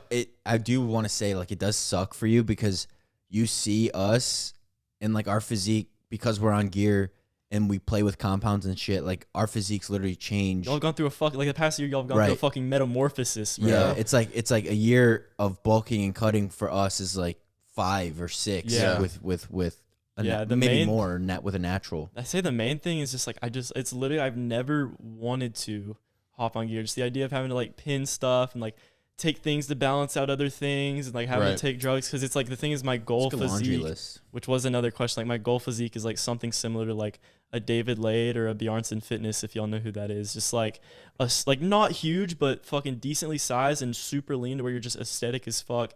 Like Dave, you know, he in a Mhm. t-shirt looks normal. Like I'd be fine with that. But as Yeah. soon as take it off, just photo shoot fucking insane Yeah. body. Well, that's leanness That's what I'm right trying to there. get.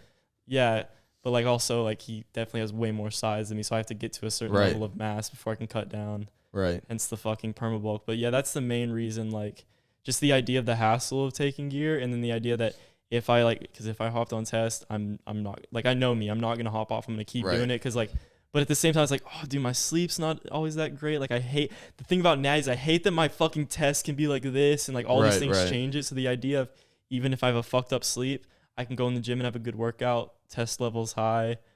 It is fucking tempting. I'm tempted Well, all the time, but sleep as of right definitely- now, I have no desire. Sleep definitely still affects it for sure.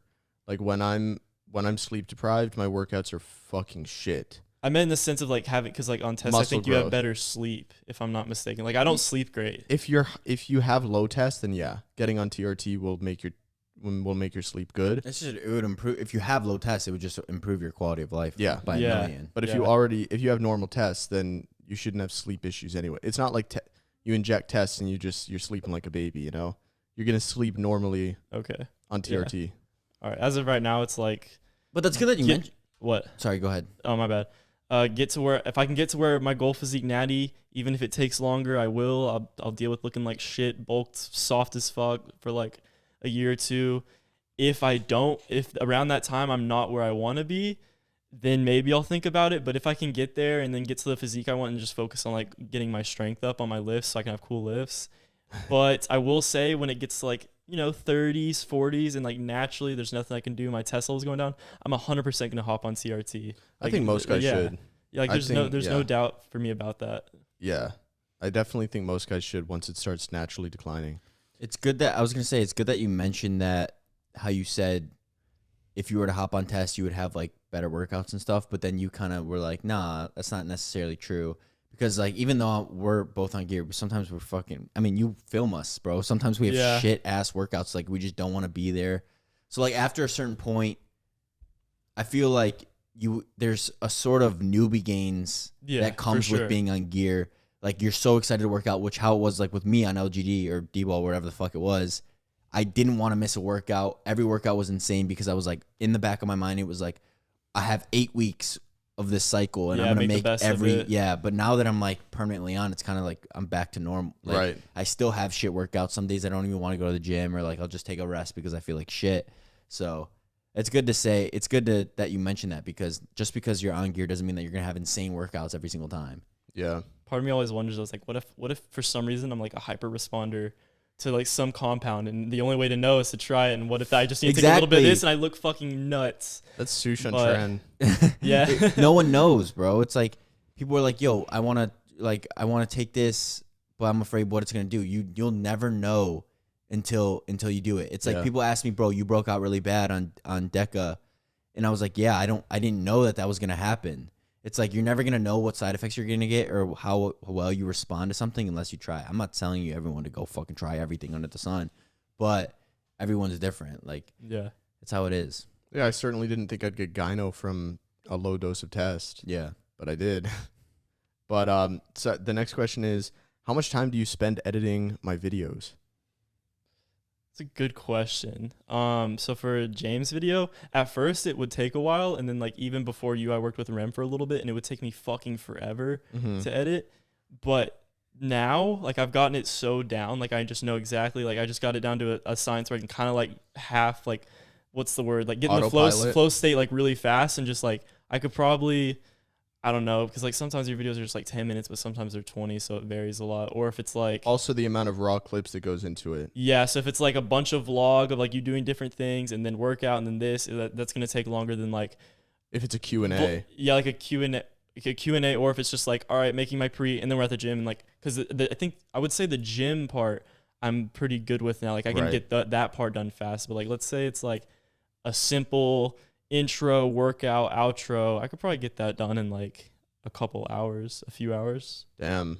Yeah, if I literally like That's faster if I than used literally to like do it. sit down and just flow state it. But Yeah. if it's like a longer video, like the Mexico videos, like there's a lot of stuff going on. Those took a little bit Yeah, longer. I bet. The Mexico ones definitely took some time.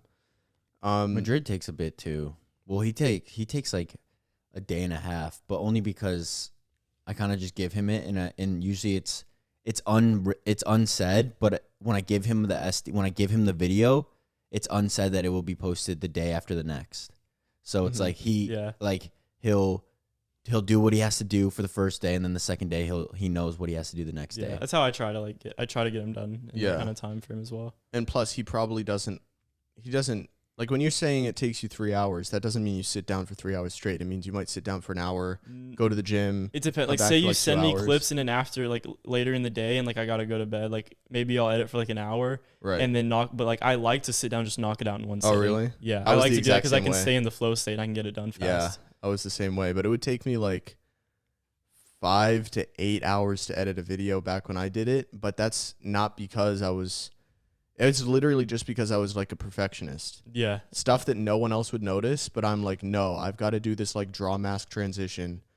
And it's like, yeah, on some level that's cool, but on another level, okay, that transition just took me 30 minutes to do. And half of the people are going to blink and miss it, you know? I will say, like, granted, I do put like a lot into your videos, and I want your videos to do well just as much as mine. But when I'm editing my own videos and it's me, I feel myself being more of a like unnecessarily perfectionist. So those actually take longer for like I'm making 100%. changes and doing things that no one's gonna fucking notice just because it's me in the fucking video. Right. Bro, the reason why I like having Eric edit my videos so much is because, I mean, I'm sure you do a great job too, but with him, because I've known him for so long, and we're on that level where he can be like, yo, you sound like a fucking idiot here, or this doesn't make sense, or this isn't funny. He just fucking chops it out. Yeah. And I don't, at first I would be like, yo, why'd you take that out? But now I don't even question it. Like, I'll give him what I thought would be like a 25 plus minute video, comes out to be sub 20 minutes. And I'm like, yo, what happened? And or I don't even have to ask, but I can assume that I was just going on Just talking about pointless parts, bullshit. yeah. Yeah. Like, bro, if I edited a video and I kept in everything that I thought was funny or something, it'd probably be super shitty. It'd be like 30 plus minutes. People would be like, bro, what the fuck is he talking about? Yeah. But like, that's the reason why I like him so much, is because we're on that level where he can be like, he can literally be like, dude, you're like, this was fucking whack. So I just Do you do the same stuff for me? Because you have 100% permission to just, Oh yeah, there's been times where I cut out parts of your video. because For sure. you're just like, this is fucking boring. Yeah, you're pretty good about like not like filming like super unnecessary shit for like long periods of time. Though. That's how I was at first. When I first started vlogging, I was vlogging everything. And then I slowly realized like Eric wasn't using the clips, and I'm like, yo, is there like, am I doing something wrong here? Or do you want me to like not film as much? Yeah. But then he was just like, yeah, you don't need to film all of this. And so now it's like we're in the groove. And I feel like the shit that you film in the gym, because obviously you edit and film for him, but you only film for me. But you and Eric are becoming like, he knows what symbiotic. Yeah. He's starting to realize the clips and the angles that you're getting and how he's going to put that together, versus when you film for him, you're already thinking in your head how it's going to work into the video. I think that's actually the reason I can edit your videos faster. I notice you at the gym. Because if it's literally second nature. Me behind the camera, I can edit that gym montage so much faster versus like, even like say like you went off and you like did a gym montage of someone else is filming you, or like when someone else films me for my videos, I'm like, fuck, I wish I could just clone myself and film myself, dude. Because I see you at the gym and you're like, it's just like, you don't even think about it. You're just like, all right. And you just know exactly how the next clip is going to go. Wait, is it a surprise about, like, are you keeping it secret about what you're doing next week? Traveling? Oh, no, I guess not. I just haven't thought to announce it. I'm going to LA. Yeah, so he's going to LA, but Kenny's going with him. Yeah. I've never been. Which is dope, because he's going to be able to like film the workouts in LA. Yeah. And shit like that, where you're going to have like your own like personal, I mean, not personal, but like camera monkey vlog. Yeah. Yeah. Like vlog, like helping him vlog and shit like that. So that's going to be, because I don't like, I mean, like filming my own workouts, they're just kind of boring sometimes. Yeah, like, no, set 100%, up the camera. 100%. Tripod like, shots can only be so entertaining. That's how I was when I was doing like daily vlogs, because I didn't want Kenny to have to film every single day for my videos. Right. So I was just like putting the camera down, or I'd have somebody like, hey man, do you mind recording this set real quick or something like that? But yeah, that's how I felt. Just filming yourself is just like not it sometimes. Someone said, and this is a deep question, do you feel like you're living in the shadow of James and Sush? I mean, that's a weird question, because it's like, in a sense, like, no, I mean, I'm not like in y'all's shadow in certain aspects. If it's like compared to like, if we're comparing like physiques, it's like, yeah, they have way better physiques than me. Or if it's based on success, yeah, they're way more successful than me. But like, I work with you guys, I don't see it as like I'm like this weird little underling in the fucking shadow. I'm like, sometimes I joke around, I'm like, oh, I'm just the fucking camera monkey, but like, it's not like I genuinely feel like that all the time. You wouldn't joke about it if you were insecure about it. Yeah, plus I feel like yeah, I do my own stuff as well, but I'm not always looking at you guys' numbers or following and comparing it to me, where like I feel like I'm in the shadow. It's just like they're bigger creators and influencers than me, and that's just how it is. I'm not, but it doesn't affect me mentally like negatively. And we can all agree that like our shit would not be the same. Like you even said it this morning, like yeah, to me, like Kenny's not, it's part of it now. Like, yeah, he's not just like my employee. And I even told you this in the gym, because I noticed you would like you'd say something that made me laugh, but then it wouldn't be in the video. And I remember telling you, like, if you have something funny, or like you have, you know, a clip that you want to film of yourself afterwards because you think it would be funny to put in the video, do it, because it's like, it adds flavor to the video. Like when I edited my cock and balls so that you didn't have to edit it, like I went through and pixelated it, and then you did the little monologue and you're like, hey guys, just want you to know I was not staring at James's cock and balls for the last 5 minutes. He edited this clip. Like that literally was the funniest part of that video. So I feel like it's like you in like Madrid, you wouldn't be Sush if you went and found another editor. Yeah. Yeah, I'd like to think we're all be the same. Like Eric and us three, we're all fucking, it's like we're friends that help each other and work with each other. I'm not just like, yeah, you might say like to someone like, oh, who's that? He's like, oh yeah, that's my editor. But it's not just like, oh, that's just the guy that works for me. Like he's just my editor. Like that's it. Right. Like we're friends, and like I help you and like want to benefit your content, but at the same time we are friends. I'm not like stuck in a shadow. I'm that's just a little employee type thing. That's how I am with Eric. They're like, yo, when I introduce them to people, I'm like, yo, hi, this is Eric. Like he's my editor. But like, I also wanted to be like, yo, he's also been like my best friend since. He's also a human as well. Yeah, like he's not just my editor. He's fucking been my homie since middle school. So it's like, that's because if I had to like find another, because I remember your videos started like popping off. I don't know if you just because your quality upgraded or you fucking figured out the algorithm. But they were getting like my type views on a couple of them, and I was like, Kenny, please don't leave me behind. I remember that. Well, that's the thing. Yeah, imagine Kenny like hits like 1 million subs and he's then like, he's bro, I'm not editing your fucking vids anymore. Because I was thinking like, dude, I just go back to editing my own vids or just stop YouTube, because it's like, I don't want to retrain someone else. And I just know that if I went and found another editor, I'd be watching all the videos and being like, it's Kenny would have put a meme here. Yeah, he has his style, like his style. Well, like I was Yeah. actually, this is kind of like an awe, but like I was talking with my girlfriend about it, I think.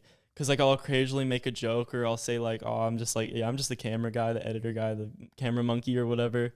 And like part of like, because I'm doing my own YouTube and Instagram stuff as well.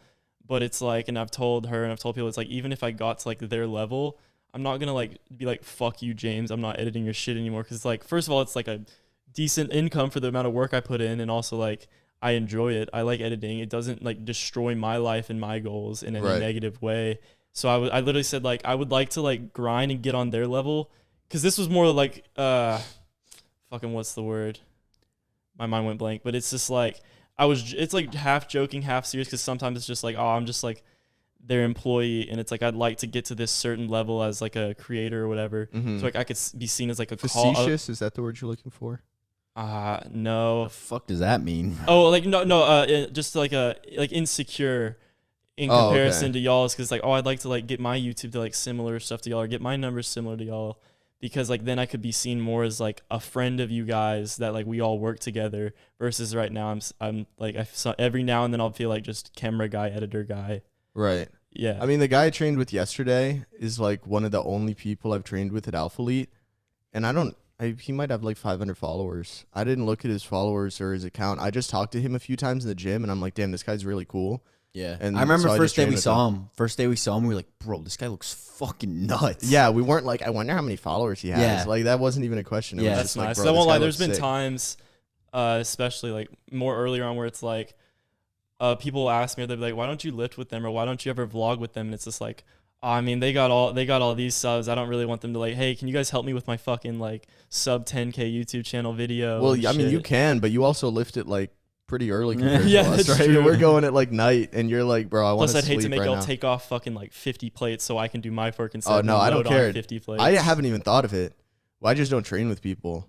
Like Brian, the guy that I trained with yesterday, is the first person I've trained with that's just like random person. I mean, the only person I ever trained with is you and like Hannah when she's here. Mm-hmm.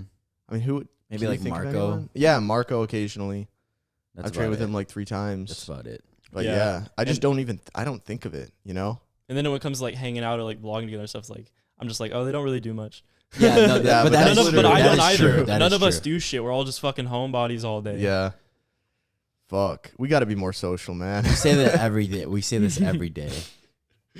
And then someone asked how to get good at editing and filming. I assume they want to maybe start their own YouTube. Yeah, what I say, because people, I get DMs like, and it's like, dude, just experience, bro. Like, it's not it's not this magic tutorial. It's not this and that. I literally started doing YouTube videos when I was like, I think 11 or 12 years old, because I remember I got like the 2012 MacBook Air, but before then, for like at least, I want to say like a year, I had an iPod Touch, and it had a 480p camera, and I would film little action movies with my brothers with like Nerf guns, and I'd add muzzle flashes and explosions and That's sick. And then it went to gaming stuff. So like, but like I've been fucking for 10 plus years, I've been along the way just picking up shit when it comes to video editing. So it's not just like, oh, there's this magic tutorial, there's this magic. This is like literally just start fucking editing and like just trust the process and be willing to learn. Is to make 100 bad YouTube videos in a row. Yeah. And slowly they'll start getting better over time. Like go watch Mr. Beast's old videos. Like his first ever videos were like Minecraft Let's Plays that now have like millions of views because he's Mr. Beast. But at the time, like 50. Yeah. And he was saying that like for years, and that's just like the mentality that it's just like inspiring. I did gaming videos for years, getting 100 views a video and like no growth whatsoever. I didn't get any growth. Like my channel like slowly got to like 500 and then like a little more, but I didn't get any growth until this year because you guys got me exposure to like. But then I feel like the more exposure you got, the better your content got, because it's almost like, okay, now I'm seeing growth. now I want to like pump out content. Yeah, definitely, you know? and getting more consistent and like ambitious with it. Yeah. And fucking dropping my bank account on a new camera just because like the videos will look nicer. Like yeah. So, I mean, like Mr. Beast grinding for I don't even know 10 years before, or Well, you know how he blew up, years. Right? He counted, Yeah. didn't he? He counted to yeah, like Yeah. 100,000. He would literally just- just count. Yeah, he would just do crazy like weird things, like counting to a fucking million, Or, like or, saying Yeah. a word a million times. yeah, or like, or just like dumb or stuff. listening to Jake Paul. Oh yeah, listening to 24-hour yeah. type shit. Yeah, for like 10 Forgot hours about straight. that. I watched those. Yeah. You listen to Jake Paul's song for I think it was either 10 or 24 hours straight. Bro, that totally reminds me because, like I said, I go to bed and I watch these videos, and so I was watching Mr. Beast probably 2 nights ago, and this was one of the nights where I hit Delta 8 to go to bed, so I'm already in a weird mindset, and I remember waking up like 2 hours later, and I was like, "What the fuck is that?" And it was autoplay of one of the Mr. Beast videos It's where he playing was. Jake Paul's. Where, I don't know what it was, but it was like something repetitive. It might have been him counting or saying something. And I'm fucking freaking out because I'm like, what the fuck is that? And I'm like, because I'm like high and shit. Yeah. And I turn over and it's Mr. Beast like sitting in that old like room. And I'm like, holy shit. And I turn it. Imagine you off. wake up and you see like 1, 2, 3, 4, Yeah, a dude. million, I 1, was, a million, 2. I was like, what is going on, bro? That's so funny. But he said that like it was I think an interview he did with Casey Neistat where he said the reason that he did that was he wasn't really seeing much growth, and he always knew in the back of his head, all I have to do is something completely fucking nuts, and I know for a fact that it will get views. Who's not going to click on counting to 100,000? a 27-hour video. Yeah. Or did he count to 1 million? Did he count to 1 million? I have no clue. I feel like that would take weeks. It's probably 100,000 or something like that. Yeah, I think he counted to 100,000, and like sure enough, that shit just blew up. That's true, but I think that's like kind of like walking the line between like the content you actually want to make that you take pride in and like mainstream I'm sure success. he takes like when we pride. talked about Jesse James West stuff. Well, now, yeah, but at the time, it's like, are you really proud of counting for fucking? No, I'm It's a sure feat. he didn't. I'm sure he wasn't proud of it, but I'm pretty sure he said that he was just like, I didn't want to count to 100,000. I just knew that is the first step that I needed to at least attract new viewers. Got maybe a few 10,000 or 100,000 subs, and from there he started making the content that he wanted to make. Did he do? Y'all remember the hot knife videos and or the hot ball videos? Oh, yeah. It's like I 1,000 don't degree think- hot knife versus whatever, and they just cut through it. I don't think he did. He didn't do But that. I'm not really sure. That was to a be honest. big fucking thing. Yeah. Dude, I'm pretty sure I subbed to him when he was at like 1 million followers, 1 or 2 million. And I didn't even think about like, obviously you're not thinking at the time this is going to be one of the most popular YouTube channels ever of all time. And then kind of watch him casually, forget about him. And then like a couple years later I check and it's like, holy shit, this guy that I subbed to back when he had 1 mil is at like 30 million subs now. And the Yeah. content's just completely different. But so those are the questions for Kenny. And then we got some other questions just for all of us. We only have like 15 minutes left on this SD. Have people ever hit you with "you've changed"? Because I have. I've had a couple people say that. I've never. I literally dropped all my friends after, or not even dropped. I just like I didn't have like true like really good friends in high school except for a couple. So like once I graduated, I stopped talking to them. So I've never had. yeah, anything like that's that. kind of how I am. Like the only person who would ever be able to say that would be Eric, and he's never said that. Yeah. I mean, I had someone close to me say it. And this person had not changed at all. And I was on kind of the uptrend, like going to all these fitness events and gaining followers and like making a career out of fitness, which I'd always told this person that was my dream.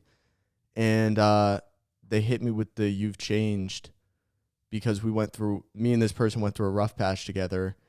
And it's like, it kind of made me happy to hear it. It's like, I'm glad that I've changed. I'm glad that I'm in a different position than I was in back when back when you knew me. That's a classic story though of like hometown people. Like someone from their hometown goes out and like succeeds, and they feel a bad type of way about it. And they're like, oh, he's changed, he's this and that. It's like, Yeah.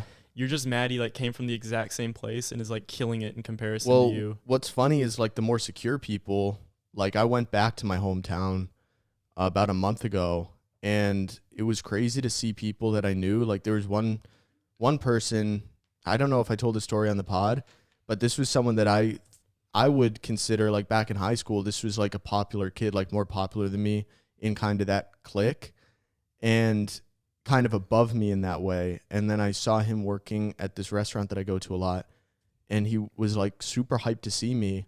It was really nice to see him too. And he was like, bro, what you're doing is like so awesome. You're the most successful person in our class. What a fucking Chad, bro. And like was genuinely no envy, no jealousy, no negative feelings. It was just 100% like giving me props. And that's what I really like to hear, you know? Yeah. Do you ever get the comments of like, oh man, you're so lucky, or I wish, like when you talk about your success, heard, people, that's someone I'll hear here and there. And I'm just like, what do you mean? I worked for it, bro. Yeah. Yeah. I got lucky y'all moved to Houston, granted, but like, so let's see here. I got lucky. I can say I got lucky. Yeah, TikTok. I got into fitness TikTok at prime time. I think with all of it, it's a mix of luck, but also like you were posting TikToks every fucking day. You still like worked for it. Yeah. The results may vary for people, but it's not like you randomly Mr. Beast showed up and like, here's your fucking following, you know? Like, yeah, I would say, because I was treating TikTok like how I treat Instagram now. Like, I would post it the same day every single time, like trying to get on that algorithm, but I never really thought anything of it. I was just kind of like, yo, this is dope. I'm getting followers and shit. Like, but that's about it. But I did get lucky with the time when I got into TikTok though. Yeah, the timing was good. Because now it's like, right now it's so hard, I feel like. Yeah, because it's saturated. Yeah. And then we also got lucky that I had a really intense urge to move out of my house. And at just what happened to be at the same time, you had an intense urge to leave school, and I was just the one who kind of like pushed you over the edge. And if those timelines hadn't lined up, then we wouldn't have moved in together. Mm-hmm. As well as Derek, like giving me a chance to get on Gorilla and shit, because I was like if you weren't on Gorilla, I wouldn't have like known you probably. Yeah, I was like the first like TikToker. Yeah, I was like first TikToker because I'm like, Derek, like I DM'd him like, yo, I'm trying to get on, but you don't have something for TikTokers, so he like put me on the affiliate program, and then that's probably how you found me and shit like that, and like Lex and everybody. Well, they posted you, and then I started following you. Mm-hmm. The Gorilla Mind. Oh yeah, they would post new athletes. They stopped doing that. Let's see. It'd be a fuck ton of posts if they kept doing it. I don't even know how many athletes they have now. All right, I'll just one more question because we're running out of time here, and this is a good one. Opinions on IQ and how smart you guys estimate yourselves, how it may cause narcissistic behavior. I've never taken an IQ test. I was about to say, I feel like I might have for like a school thing, but I don't remember the fucking score. We should do that. We should do that for. But what do they test? Episode. What do they test on? Like, is it like book smart questions or like? I think it's like a little bit of just everything, just like how your brain solves problems. Yes, it's more problem solving. So, like, I took this online one that I paid for because Dave wanted me to take it, but I don't know how much I trust the online ones. Like the professional proper IQ tests, you go in person. And it's like paper, written. pencil. Oh, mm-hmm. Okay. And they're like relatively expensive and long-winded. This one only took me like 30 minutes. And it was a lot of like pattern recognition and a lot of like, if this pattern equals this and this pattern equals this, then what does this pattern equal? And a lot of stuff like guess the next orientation of this pattern. Here are the last 4 orientations. So you have to see the pattern that all these patterns share and then estimate what the next pattern will be based on the previous 4. But how smart we estimate ourselves, how smart do you guys estimate yourselves? I would say I'm pretty smart when it comes to business and shit, like for my age and stuff like that. Well, like, I've developed a lot of, like, I know the ins and outs of shit. But like, book smart and stuff like that, I'm not very smart. I dropped out of school and shit like that. I mean, I dropped out of school and too. I didn't pass chemistry. That doesn't. You had good grades though, huh? In high school or college? High school. What'd you have? High school, freshman year was like A's, B's, and C's because I just wasn't really trying that hard. It was like that was the age where you could skate by on like, I'm naturally smart, so I'm just gonna not try. That's how I did all of high school. Yeah. And then I was like smoking weed a lot. I was kind of like rebellious, didn't really care. Fuck school, fuck homework. And not proud of that. And then like by the time junior and senior year rolled around, I really started like shaping up and actually caring about school and focusing on it. Maybe a year too late because I didn't get into my top choice. But from then it was like mainly A's. But I feel like a lot of that is like class choice.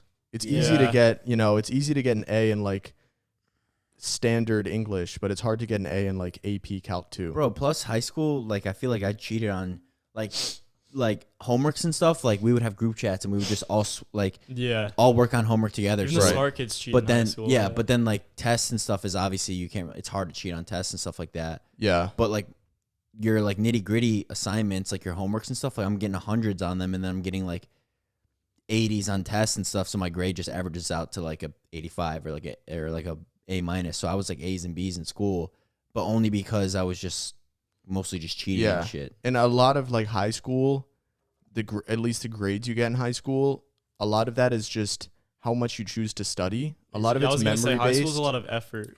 And especially for like non-problem solving courses, it's a lot of memory based. So like history, for example, you can be pretty good at history without being super intelligent. Yeah. If you just have memory. If you just have a really good memory.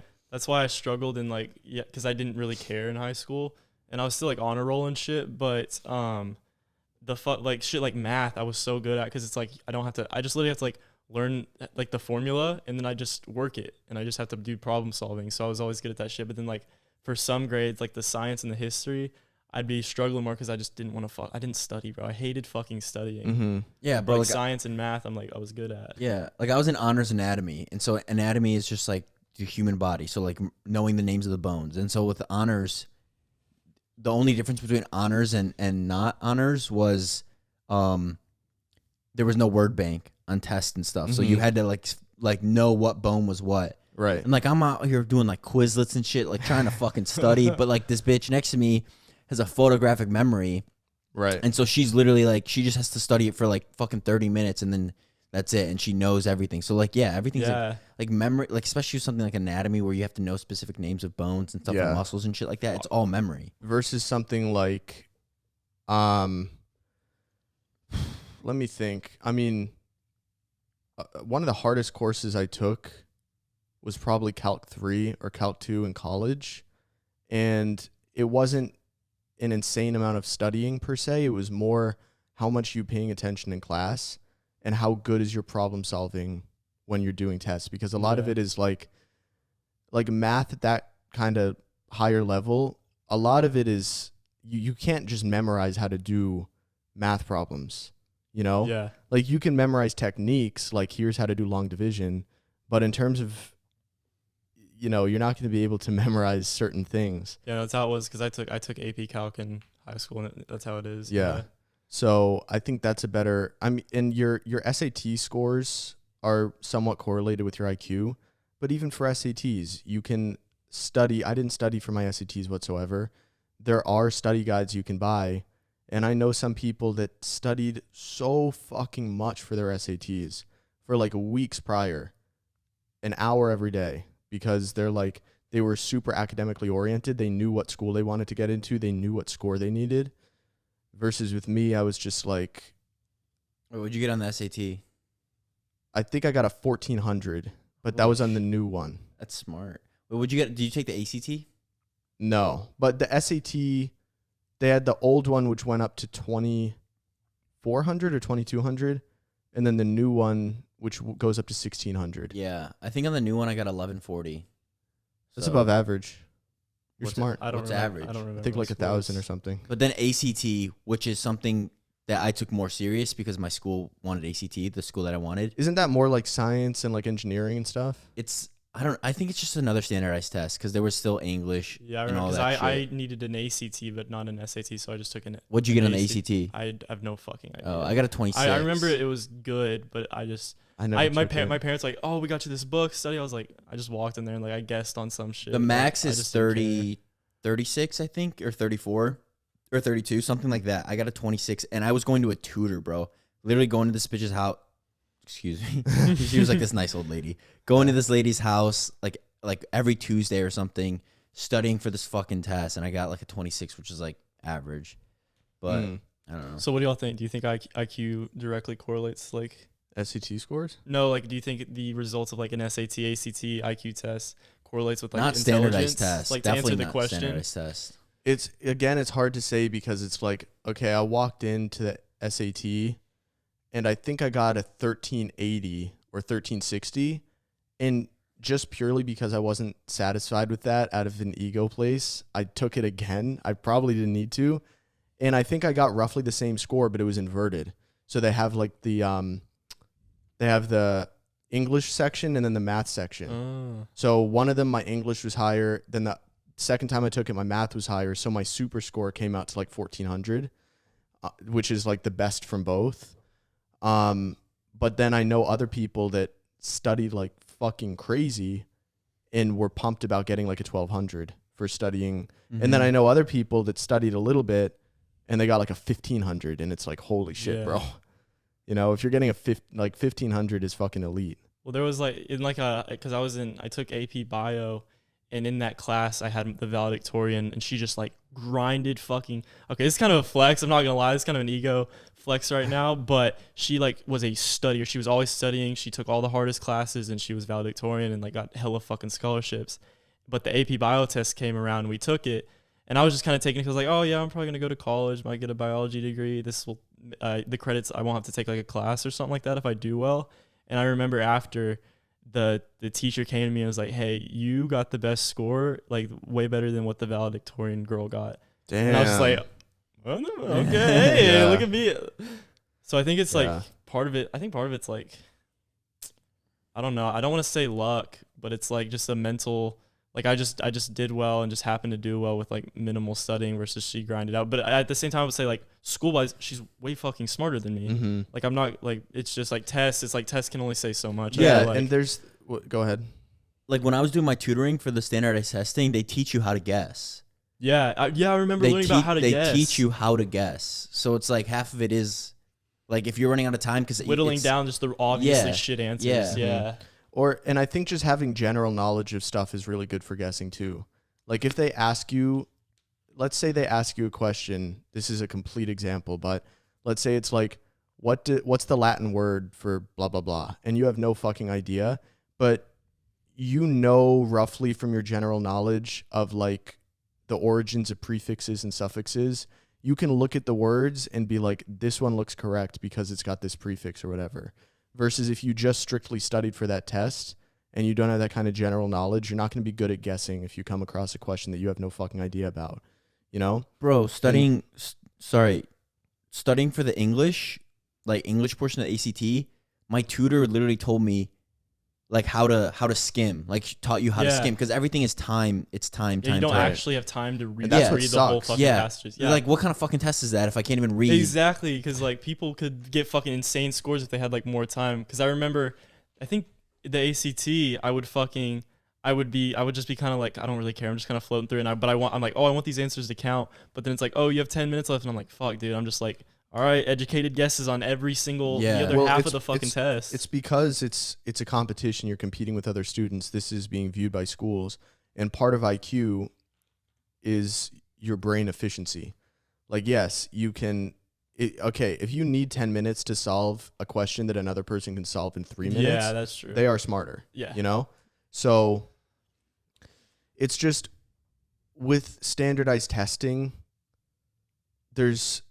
for one, it's like, okay, I know throughout high school, I was averaging 6 hours of sleep per night, 5.5 sometimes. And how efficiently is your brain working when you're, half sleeping in your classes versus someone who might not be any smarter than you on an IQ level, but they happen to have a much more structured life. They get their 8 hours of sleep.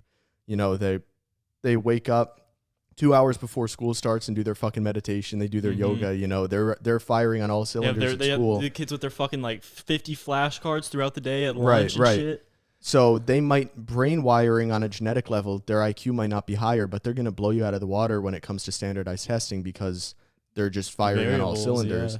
Yeah. And maybe the smartest person I know, one of the smartest people I know, Joel, I went to college with him, and he got expelled from his first high school. Like, he didn't have great grades. and he got expelled for. Actually, I don't want to say because it's not public, but like it wasn't anything bad. But he went on to take a gap year, and up to that point, if you looked at this guy, you'd be like, okay, not trying in school, taking a gap year, this is going to be a nobody. And then he kind of just switched his life around, and he's like, nah, I think I'm going to pursue computer science and be like the smartest fucking guy in the school. And then that's exactly what he did. So, but you were saying, how much do you think IQ and SATs, how much do you think it, and I was just trying to like answer the question because the question was like, how much do like an IQ score actually matter? Like for like defining intelligence. I think it was Einstein who was like, Stephen Hawking who said anyone who brags about their IQ is a fucking moron. That wasn't his exact quote, but it was something like that.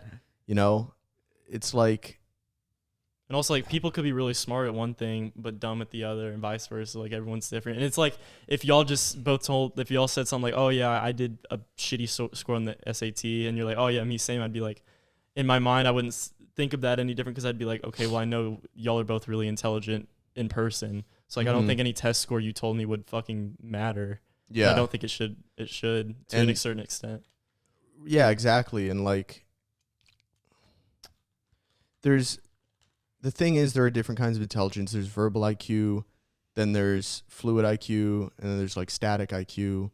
So how good your memory retention is versus how good your problem solving is. Some people are really good at solving problems, but have shit memory.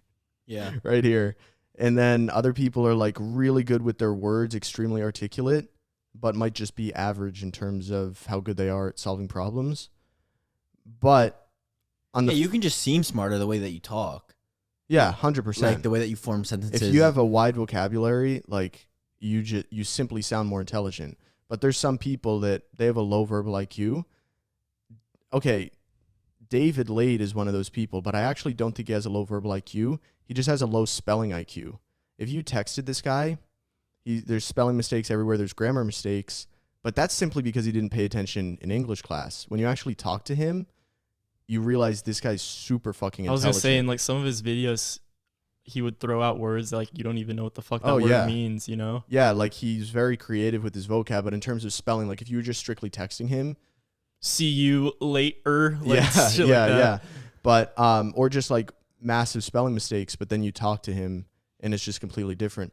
On the flip side, though, not to sound hopeless, but there is like IQ is the number one most important measuring variable in terms of someone's success. Number one most important. That doesn't mean you're hopeless if you have a low IQ, because maybe you are really socially intelligent. Maybe you're really a people person and can get by with that. Or maybe you have some hidden skill that is really profitable. But just overall, speaking in generalities here, this is not bro science. This is well established. The number one most important thing is your IQ. So it's like, and IQ is genetic. There's things you can do to lower your IQ. Oh, really? So like if I took an IQ test, it's just a genetic, like how my brain is genetically? You have a limit to your IQ. Okay. You can't raise it, but you can lower it. So if you, at this point, we're good. I want to know now. But you can lower it, for example, if you are not raised well, if you have malnutrition, what's the fucking verb for that? If you don't have enough nutrition as a child and your brain doesn't develop correctly, malnourished, thank you. Fucking low verbal IQ over here. Or if you're fucking dropped on your head as a baby or whatever, all these things, when you're, especially in like the development process, can lower your IQ, but no drugs or anything, once you're already developed, are going to be able to raise your IQ above its genetic limit. That's like one of the biggest things in psychology that they're trying to figure out right now is like, can we make people smarter? And it's like really not possible so far. Interesting. Yeah. So that kind of sounds hopeless because it's just like, this is the most important variable ever and you can't do anything about it. Damn. It's just genetic. It's like your height, bro. Like, it's like, this is what you're given with. You can't do anything. There's nothing you can do about it at all. So, and I mean, there's even less you can do for your IQ. I mean, you can get surgery for your height if you're really insecure about it. Your IQ, there's no like neuron fucking surgery you can get done. It's just the way your brain's wired, you know? Yeah, luckily we live in a world though where there's so many fucking different career and like opportunities to become successful that even low IQ people, which we could probably name plenty of low IQ people that are fucking really successful, can specialize in a certain thing, whether they're just great speaker, great people person. Or artists. I mean, artists can have a very creative, colorful mind, but not necessarily be good at problem solving. Yeah. You know? That's a good example. So, anyway, we're running out of space on this SD card, so we should probably wrap this I'm up. fucking starving, bro. Yeah. Go get your mod, bud. I know. All right. Thank you Yeah. guys all for watching. Go follow Thank Kenny. Kenny for fucking getting on the pod as well. At Kenny's Fit on Instagram. Yep. And what's your YouTube? Kenny's Fit. Kenny's Fit. There it is. And Anabar. Anabar. But yeah, we will we see you guys in the next one. Thank you guys for watching. Peace out. Peace.